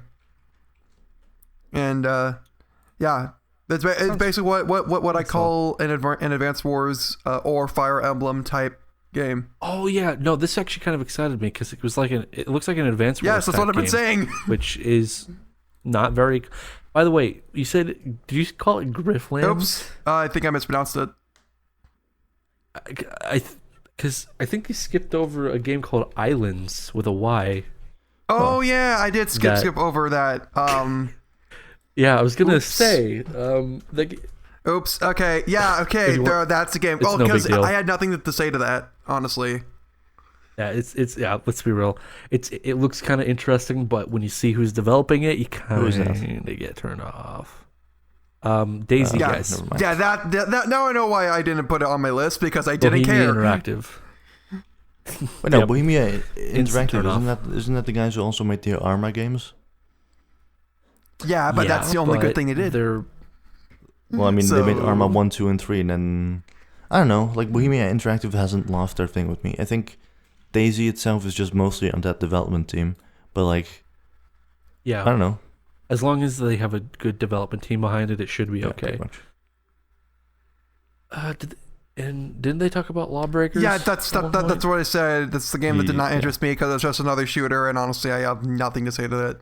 That's the Quake Champions or the Quake ripoff that I'm kind of excited for. Oh no! I think Rhett just died. Sorry, I kind of couldn't fight that. Great. Yeah, no, that Lawbreaker seems like it's gonna be kind of fun. It's Cliffy B. At least so we could who hope knows? so. But pretty much that's it. Let's move on. Rapid fire now, everybody. Oh boy, because Ubisoft don't have a lot to say about Ubisoft, so I'll try to make this as freaking quick as I possibly can. Okay, so yeah, Ubisoft, they introduced some interesting things. One of them, of course, being Mario plus Rabbids, which I was totally not for. It was a shock. I was Really? not for until I saw the genuinely gameplay, and I'm like, okay, now I see what they're doing. I'm fine with it. Yeah, it was kind of shocking considering like they didn't announce gameplay for that at all. It kind of came out of left For field, long except that there times. was a leak. I actually talked about the leak in the last podcast, so I knew about it. So yeah, it was it was definitely a shocking promise. It was a game that came off as shockingly promising. I'm like I didn't care about it when I first saw that leak, and then now I'm like, oh, okay, this seems fine, which is just weird. It's a complete 180. It's never happened. So, wow. Good job on them, I guess. And it's a turn-based strategy in the vein of XCOM. Not as deep as XCOM. It's very, very simple, but still. Yeah. All right. Then we had some look into the new Assassin's Creed Origins game, which just kind of looks like another Assassin's Creed game, which hopefully that won't be the case because they did spend a longer development time working on this one.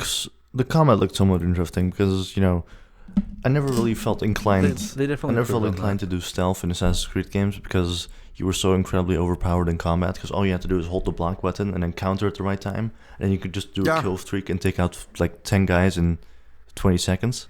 And Unity tried to fix that by making you super fragile, but it just did not work, along with a lot of other things. I was done after Revelations, basically. No, after Assassin's Creed 3. Assassin's Creed 3 was a great game, by the way. I fucking loved that Native American. 3! Wow, a lot of people don't like 3.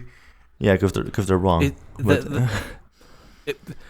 Okay, no, I'm actually weirdly going to agree with Rhett. It's a surprisingly good game once you get past the beginning. Yeah, the reason why people... I don't like the beginning, but everything else I think is okay. The reason why people actually shat on the main character, especially for Assassin's Creed 3, is because they were also used to Italian playboy Ezio getting with all the ladies and stuff like that. That when you actually get to a more stoic and more serious Native American guy whose people are being driven off their land and all that, that he doesn't really have time to flirt around and shit. Mm-hmm. And then people are like, "Whoa, why am I playing this edgelord?"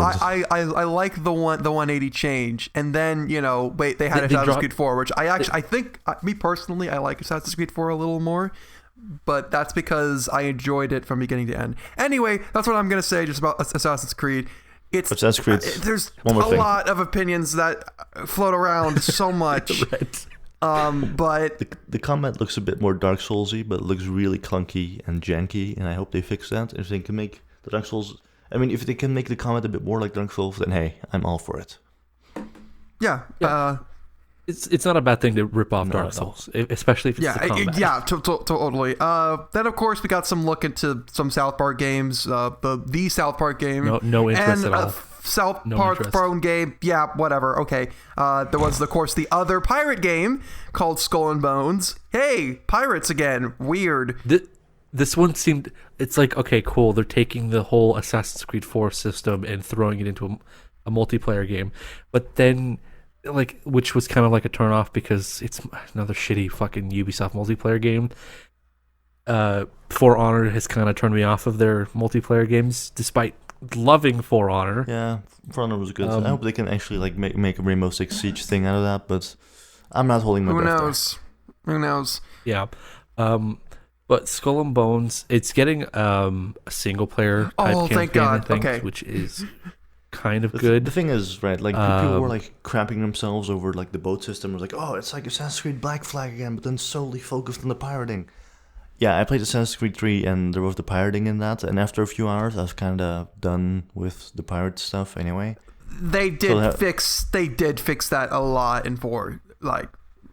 It's not my most anticipated pirate game out of everything we saw though. But that's pretty much it. Sleep is apparently getting something, the Road to Olympics, which I think it's DLC. But did you say I'm not Sleep? 100%. Yeah. Sleep? Yeah, Sleep. That game that you gush about, Rune, that you made that one video. I thought that was just something I was never gonna get. I'm so sorry. That's okay. But yeah, I don't even know what that is. That's Steep. Steep. I freaking typos are freaking amazing. Yeah, Steep. Okay, no, Steep is actually kind of cool. I like Steep. I was thinking of getting it, but because it takes.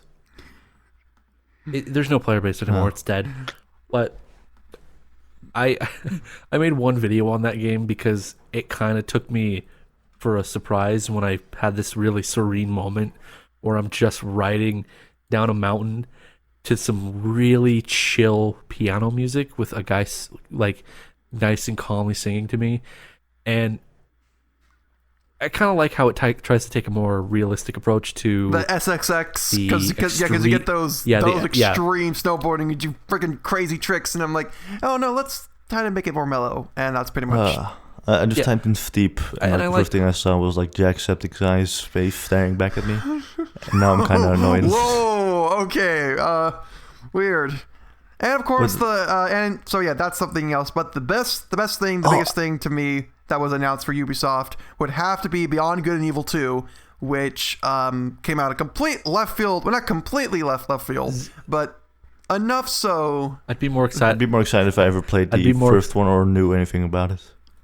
Exactly. I recommend playing the first one, but once you do and you finish it and you see the trailer, you're like, whoa, this is a complete 180.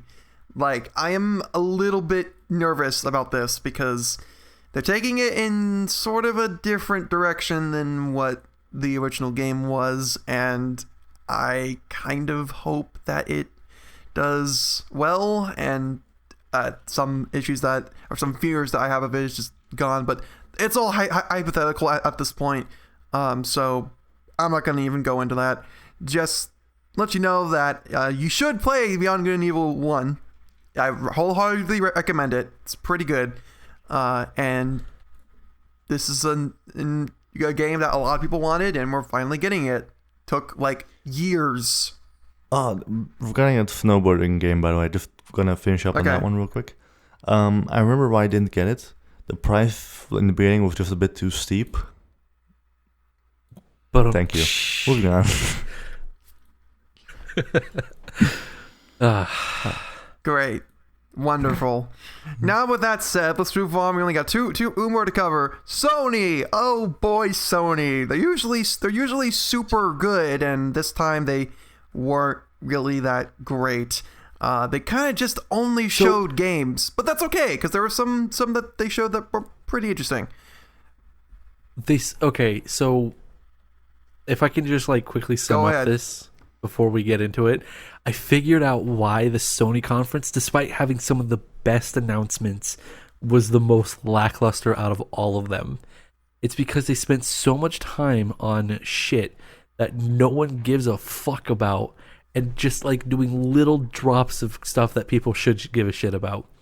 Like Shadow of the Colossus getting a HD remaster. How long did that get? 1 minute 12 seconds. But Days Gone, that got 6 minutes. 6 minutes. 6 whole minutes for a zombie game that honestly I totally forgot about. No one cares about. So the problem is that they spent so much time on shit no one really cares about, and let all the good stuff kind of just like one of the first things that they announced was the Horizon Zero Dawn DLC. Okay, they spent a long time on that, and I'm like, okay, that's cool to open with, but you spent a lot. They spent some time on that. They also spent some time on Uncharted: The Lost Legacy, which is also kind of something that we know about. We know enough information to be excited for. So you didn't need. I didn't think you needed that long of a time. Not that long to actually showcase it. Maybe I'm just weird here, but I find it hard to get excited over DLC of games that I have no intention of playing. That's why I said it's fine to showcase DLC, but just don't spend time. I don't think you should. I don't think you should be highlighting DLC at something like E3. I think you should cut that stuff out and maybe promote it like later, separately, like after the conference. Because like they probably have to spend more money for the longer they sit there with their conferences. So keeping it brief but good is going to probably be the best way of doing it. I'm just gonna stop you guys so we can move on. They also spent, I think, too much time on Monster Hunter World because I'm excited for Monster Hunter World because it's coming to PC. Yeah, but that's it. They made it look so bad. That's the thing I didn't get, right? Because like everyone was like always crapping themselves over how amazing Monster Hunter is and all that. And I never actually got around to like playing it or anything because it's like a Nintendo game mostly. Yeah, it is a Nintendo game, and it's mainly like the most recent one is for 3DS. So obviously, Not a lot of people will play it. Then when they finally showed it on PC, I was like, that's it. I mean, I'm not impressed at all. Yeah, same here. I'm not that much impressed, but that's all. And that's sadly all I have to say. Apparently they showed some Marvel vs. Capcom Infinite stuff, and that's where the faces thing came in. And oh boy, the memes. The memes are great. The best thing that came out of that was the memes. Good job on you. But they did actually show us some God of War stuff. I think they actually did spend a good amount of time on that.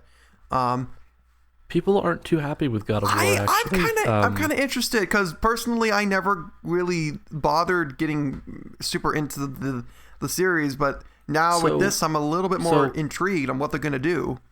So, yeah, if you know the God of War series, you know that it's a very fast-paced hack and slash game. Well, I would say it's slower. I would say it's slower than Devil May Cry, but this one's taking a slower pace compared to like the old ones. And the reason behind this is because those types of games, the hack and slash genre, the DMCs, the Bayonettas, the Vanquishes, they don't sell in Europe. If they do, they don't sell well. And so this is them trying to take a more story-heavy approach. I think it's fine. That's totally fine. And toning down the combat. Well, I also think that you should do that because there's awesome stories you can tell. There's a lot, which is I'm okay with because this God of War is going into the more Viking era mythos, which is really cool. And so getting as much lore and stories out of this. I'm just going to say this just to kind of end it off right here is I really wish I had a PS4 because this definitely would be one that I would get. Then the last couple things I do want to talk about, there's three last things, is of course the fact that we are getting some Undertale PS4 version that has a cool collector's edition. I recommend looking that up if you care about that. We are. I'm excited for it because Temmie Chang, one of the head artists of Undertale, made the book, and it comes with a cool little locket. I'd buy it just for that. Yeah, good. Okay. Then we of course got some Spider-Man PS4 gameplay, which people are just saying, "Oh, it's Arkham." It honestly, for me, it's literally Batman with more. And then I'm basically here saying, have you played any of the past Spider-Man games? They're basically like this. I was looking at this, and I'm like, oh, this is actually kind of this is kind of just the same Spider-Man side. So I know that it's going to be at least somewhat playable, and it's probably going to be decent. I'm probably not going to pick it up, but it does look like a good game though in general. Like I really enjoyed Spider-Man 3. It looks like a fun game, and honestly, that's all you needed. Just need something fun. Just give us something fun. Just give us something fun, Insomniac. You're good at that. Yeah, ripping off Batman isn't necessarily a bad thing. I would disagree because I would disagree, and I would point you toward Shadow Dimensions Noir. The combat. Oh, the combat. The combat aspect, yes, I full-heartedly agree with that. But I think the stealth aspect, you could do some interesting stuff. See Shadow Dimensions Noir, which is basically Spider-Man stealth, and it's really fun. It's the best thing about that entire game. Anyway. The last thing is, of course, David Cage's new game, Detroit Become Human. It's David Cage. It's David Cage. That's 100%. Done. Move on. Everyone's good, damn it. Remember, the game's not about robots. It's just about robots. Okay. That's it. There's no political thing. It's not political. Yeah, it's just. David Cage might not be the best writer in the world, but he does some interesting original stuff. Like the fact that in Heavy Rain you had like 4 characters and they could die at certain points in the story and they would simply not come back and the story would continue on. I have yet to see that in any other single-player story game. Especially of that cinematic of the Heavy Rain is still the Walking Dead style game. I think it's something that I can laugh at for so many things, but it's still a good game. I can't say it's not worth playing. Exactly. It's just David Cage is like trying to hit that like super hyper realistic design with everything, but after a few years, it hits that uncanny valley, which ruins the overall. Oh my god, it just reminds me. me of the like weird ass faces that that you see in Heavy Rain, especially in Beyond Two Souls. But when those games first came out, they were really good looking. And one thing about Heavy Rain anyway, because I kind of want to move on because we got Nintendo to talk about. This is really just one thing about Heavy Rain, right? The one thing that really made me like what's it called? Impressed me about the game was me and my brother were playing it simultaneously. Like I would play it in the evenings, and at night he would come home and then he'd play it. And then after a certain point, I got to the ending, and then I had the happy ending, and everyone survived, and like the main character and two main characters ended up together, and the kid went to live with them and stuff. And that was really cute, right? And then what happened with him is two main characters of the four had already died. And then because of that, he had like a kind of a sad downer ending, and then the guy who was actually innocent got shot by the police. So he had like a way more downer ending. And that really impressed me, just how much the stuff changed just because a few characters didn't show up at the end. Oh yeah. Okay. That is a really good point. And basically, all we need to say is that David Cage is David Cage, and that's about it. Holy crap! The living meme still makes games. With that said, last thing to talk about is Nintendo. Not a lot of stuff I do want to say. Most of the stuff that they did show is exciting for a lot of Nintendo fans, which I kind of am, but at the same time, like Xenoblade Chronicles 2, I'm sorry I never got into the series. I do want to get into the series. A new Kirby game, Pokken DX is coming to the Switch, and we got a new Yoshi game and Fire Emblem game, and that's pretty much all the small stuff. The biggest stuff to be announced is Metroid Prime 4, which is only announced that it's in development, and that's it, which is kind of sad. But we do have Samus Returns, which is a Metroid 2 remake for 3DS, which is also going to be pretty good. But which is kind of hilarious for me because I was like watching, like everyone was like shitting their pants on Twitter about Metroid, and I was like, wait, did I miss something? And I watched it, and then when I saw it at DS Switch, I was like, this is terrible.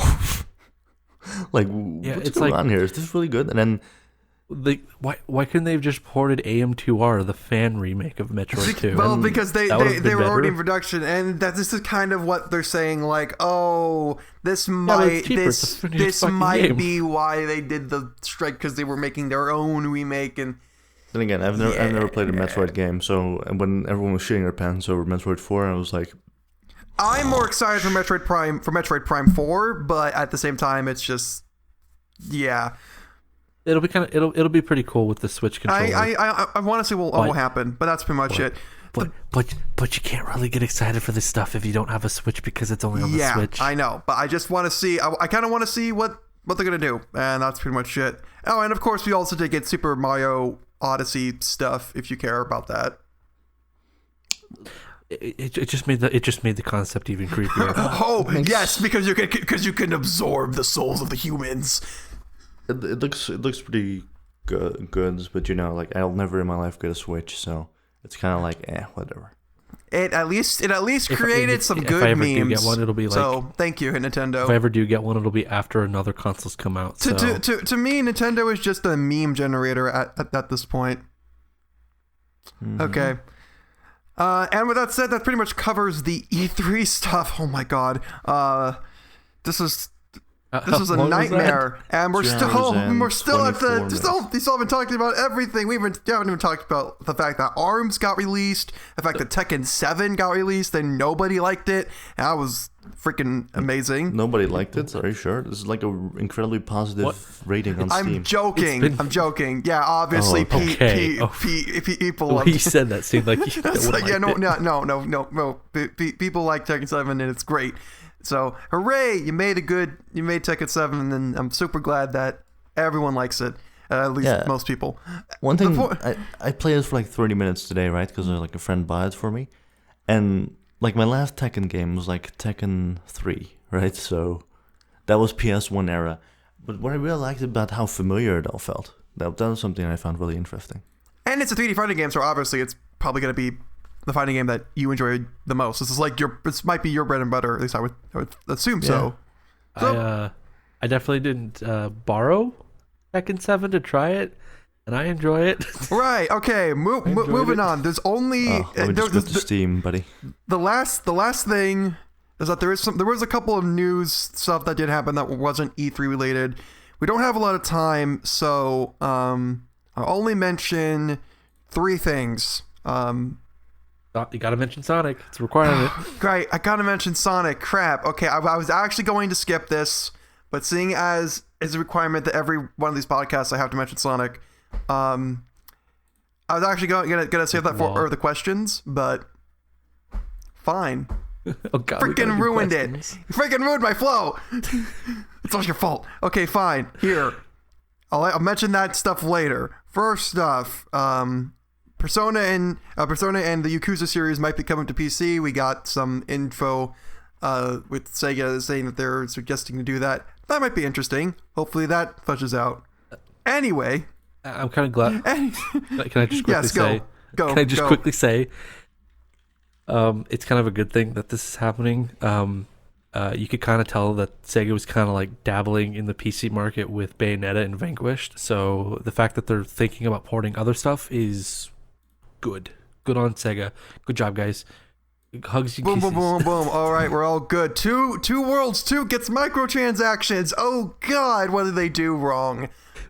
The player base is apparently it's been a thing on the 360 forever, but the PC player base is so pissed. Wonderful. There's no longer a player base. Like no one plays that game. And everyone leaves. No, there is. There really is. Oh, that's sad. And the last thing is, of course, the fact that there might not be. Well, there probably is not going to be any more mods for GTA 5. I say it like that because, well, they reinstated it today. They actually. Yep, it got reinstated. Yeah, they actually turned it around back just today. Turns out that Take-Two kind of gives a shit, and they went back and fixed their shit and talked to the developers of that mod that caused all this drama. So, yep, good on them. Pretty much for actually giving. I love how everyone. At the beginning Take-Two, was like, you didn't mess up. Oh my God, you see, though, this is all it took was a major backlash. All it took was the major backlash, and they're like, "Oh, we messed up." I like how every single cynical asshole on the internet went like, as if that will change their opinion. Come on, guys. Like, they still make billions off of it, all right? Like, nothing is going to happen just because you decide to, oh, wait, crap, they actually... Oh, shit, it actually did something? What? Yeah, no, go look at the Steam store and look at GTA 5. Look at how bad the reviews are. Yeah, and it's just because, like, oh my God, you're going to not be mods, and like and honestly, if I had time, I could go into the whole discussion about mods and stuff, but I'm not going to do that because we don't have a lot of time. Good idea. So with that said, I did ask for questions, and as always, a questionnaire area at the end of these podcasts. So rapid fire round, everybody. Sponge Brain asks, "What's your favorite book?" The Count of Monte Cristo. The Hobbit. Catch-22. It's the first thing that came up. Anyway, okay. May asks, "What is something you've always wanted to do but haven't had the time or money to do so?" May. Travel. Dang it, you stole my joke! Same. You. There we go. Yeah, I did it. Anyway, Cass asks, what was the most exciting thing of the first E3 you saw? Oh. Most exciting thing from the first E3 I saw? New Vegas. I was gonna say this. I think I was about to say actually the same thing. Because I think that was actually the first E3 I saw when New Vegas. 4. Oh no! Wait a minute. I just remembered the first E3 I saw was when I think Sonic 06 was getting announced. So yeah, that was exciting. That's a long time ago. Yeah, it was a long time ago. So, boom. Then we got a couple. Then we of course got one from Larry. What is your opinion of the Middle Earth games? I actually have not played them. Okay. They're cool games, but they're also really shitty when it comes to story. It's kind of cool having a more... They're cool. And I think the new one's going to be a lot better than the first. I think they're going to be able to improve on a lot of the shit that needed improved on in the original. Wait, what game exactly? Sorry, I kind of... The Middle Earth, Shadow Lord of the Rings. Yeah, that one's going to be amazing. That's the one I actually look forward to. Oh, nice. Yeah. Dang it. I should have added it to my freaking list. I was like, I'm not going to talk about this, but they were so worried that the hype was like, they had to hype it up. They had to fake shit with the first game, and then it turned out to be really good, and everyone liked it. Pretty much. They were so worried it was going to be a flop. I mean, I would good be worried too. Like, honestly, it's like we have a Lord of the Rings game. Like, Lord of the, it just hasn't had a good. It's just because you have like so many good stories that can come out of it, though. Because I remember in the first like Shadow of Mordor that I played, that what happened was I kind of got too overzealous in the very beginning of it, and then just this random orc grunt killed me, and his name was like I think it was like Zuzu Bob or something. I don't know. Yeah, it was like Zuzu or something like that, and he became like Zuzu the Destroyer, and then he kind of rose up in the ranks, and I was like, after a while, he was like the bodyguard to a war chief, and I was like, all right, now this guy has to die. I'm sick and tired of him, but he actually became really strong. So then what I did is I threw him into a fire, and then he died because he was like afraid of fire, or like really weak to fire. So I just threw him into fire, and then I was like, all right, well, that's him out of the way. And then a while later he came back, but like half his face burnt off, and he was like, you burned my face the last time we fought. Now I will burn your corpse. And then like we fought again, and then obviously I kicked his ass again, and then I chopped his head off. And in the very final battle, you go up against your nemesis, or like the guy who's brought you the most. Has just been who's died to the most, basically. The one guy you actually had a story with, any of those orcs.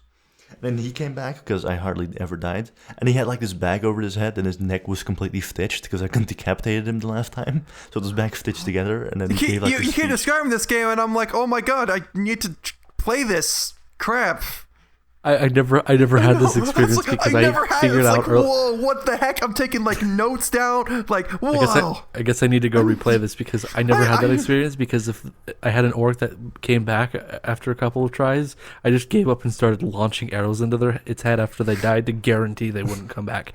Pro tip. Oh my god! It's like, whoa, wait a minute. Am I hearing the same game? All right, well, BRB reinstalling. I love the shit talk that they do because like you have like. You know how they get on one knee when they're like on low health and stuff, and you can cut their head off? And then one of them once gave me really deep shit. He was like, you're no better than any of us. You're the real monster here. And then like I was like, damn son, like calm down. I just wanted to kill orcs. And then what the other one went like, killing me doesn't bring your family back. And I was like, damn. Oh, that's great. Oh, okay. And with that said, we are now, because I don't want to end this, we are now on to our final question. What's a game or games you expected to see at E3 but didn't? New Elder Scrolls. Bloodborne 2? Bloodborne karting. I swear that leak was real, and he didn't show up, and I'm super pissed. I was shocked that From Software didn't announce anything. I didn't care if it was like Bloodborne 2 or something. I kind of had a feeling they were going to announce something, but nothing came out of this year, which was a little weird. And then The Last of Us 2. The Last of Us 2. That was the weirdest one. I would have said Sonic stuff, but that actually was at E3, so whatever. I thought, a big Bethesda E3 thing, conference. I was hoping for a new Elder Scrolls, but that was more hoping than expecting, really. You and like most people, honestly, I think, were really hoping for another Elder Scrolls game. So I knew it wasn't going to happen because it's a little too soon. There's usually a pretty good gap between Fallout and Elder Scrolls. It's been 2 years now, is that? And like, but Bethesda is kind of making other stuff at the time, so pretty much. But look at how long it took them to announce 4 compared to Skyrim. Okay. It's going to be at least another 2 years, at least. Fair points. We might get like a hint next year, but we won't see anything real for at least 2 years. And with that said, folks, I'm so sorry for keeping you all here for such a long time. If you got to the end of this, you guys earn a fucking and you better have not skipped it all, because we will know. We'll come to your house and we'll do stuff. I don't know exactly. Man, how far into this live stream was it when I sneezed? At what point? At what point did Rune sneeze? And also, at what point did I mention Sonic? Also, It's- in certain go. points, I've dropped like a few hints in Morse code. Now, if you decipher all of those, you can figure out my address, and if you can fight me, Ooh, you can challenge literally run. 1v1 me IRL. Yep. Yep. So in case you actually didn't know, the fact that this was the longest podcast I ever did was actually a challenge run for Rhett. Basically, was if he could survive, and he did. He survived. Yeah. He won. Nothing, but he still won. So it's I kind have of to get sucks up now. for work in 5 hours, so GG boys, we did well. So with that said, everybody, thank you, Rune and Rhett, for coming on to the podcast and talking about E3. It's all great. If you want to follow them on all the social medias and of course subscribe to them on their channels, links in the description. And if you want to follow me and all my social medias, also in the description. A lot of stuff will be in the description. Make sure to check that out. So with that said, I am Gumshoe and I am tired. So good night.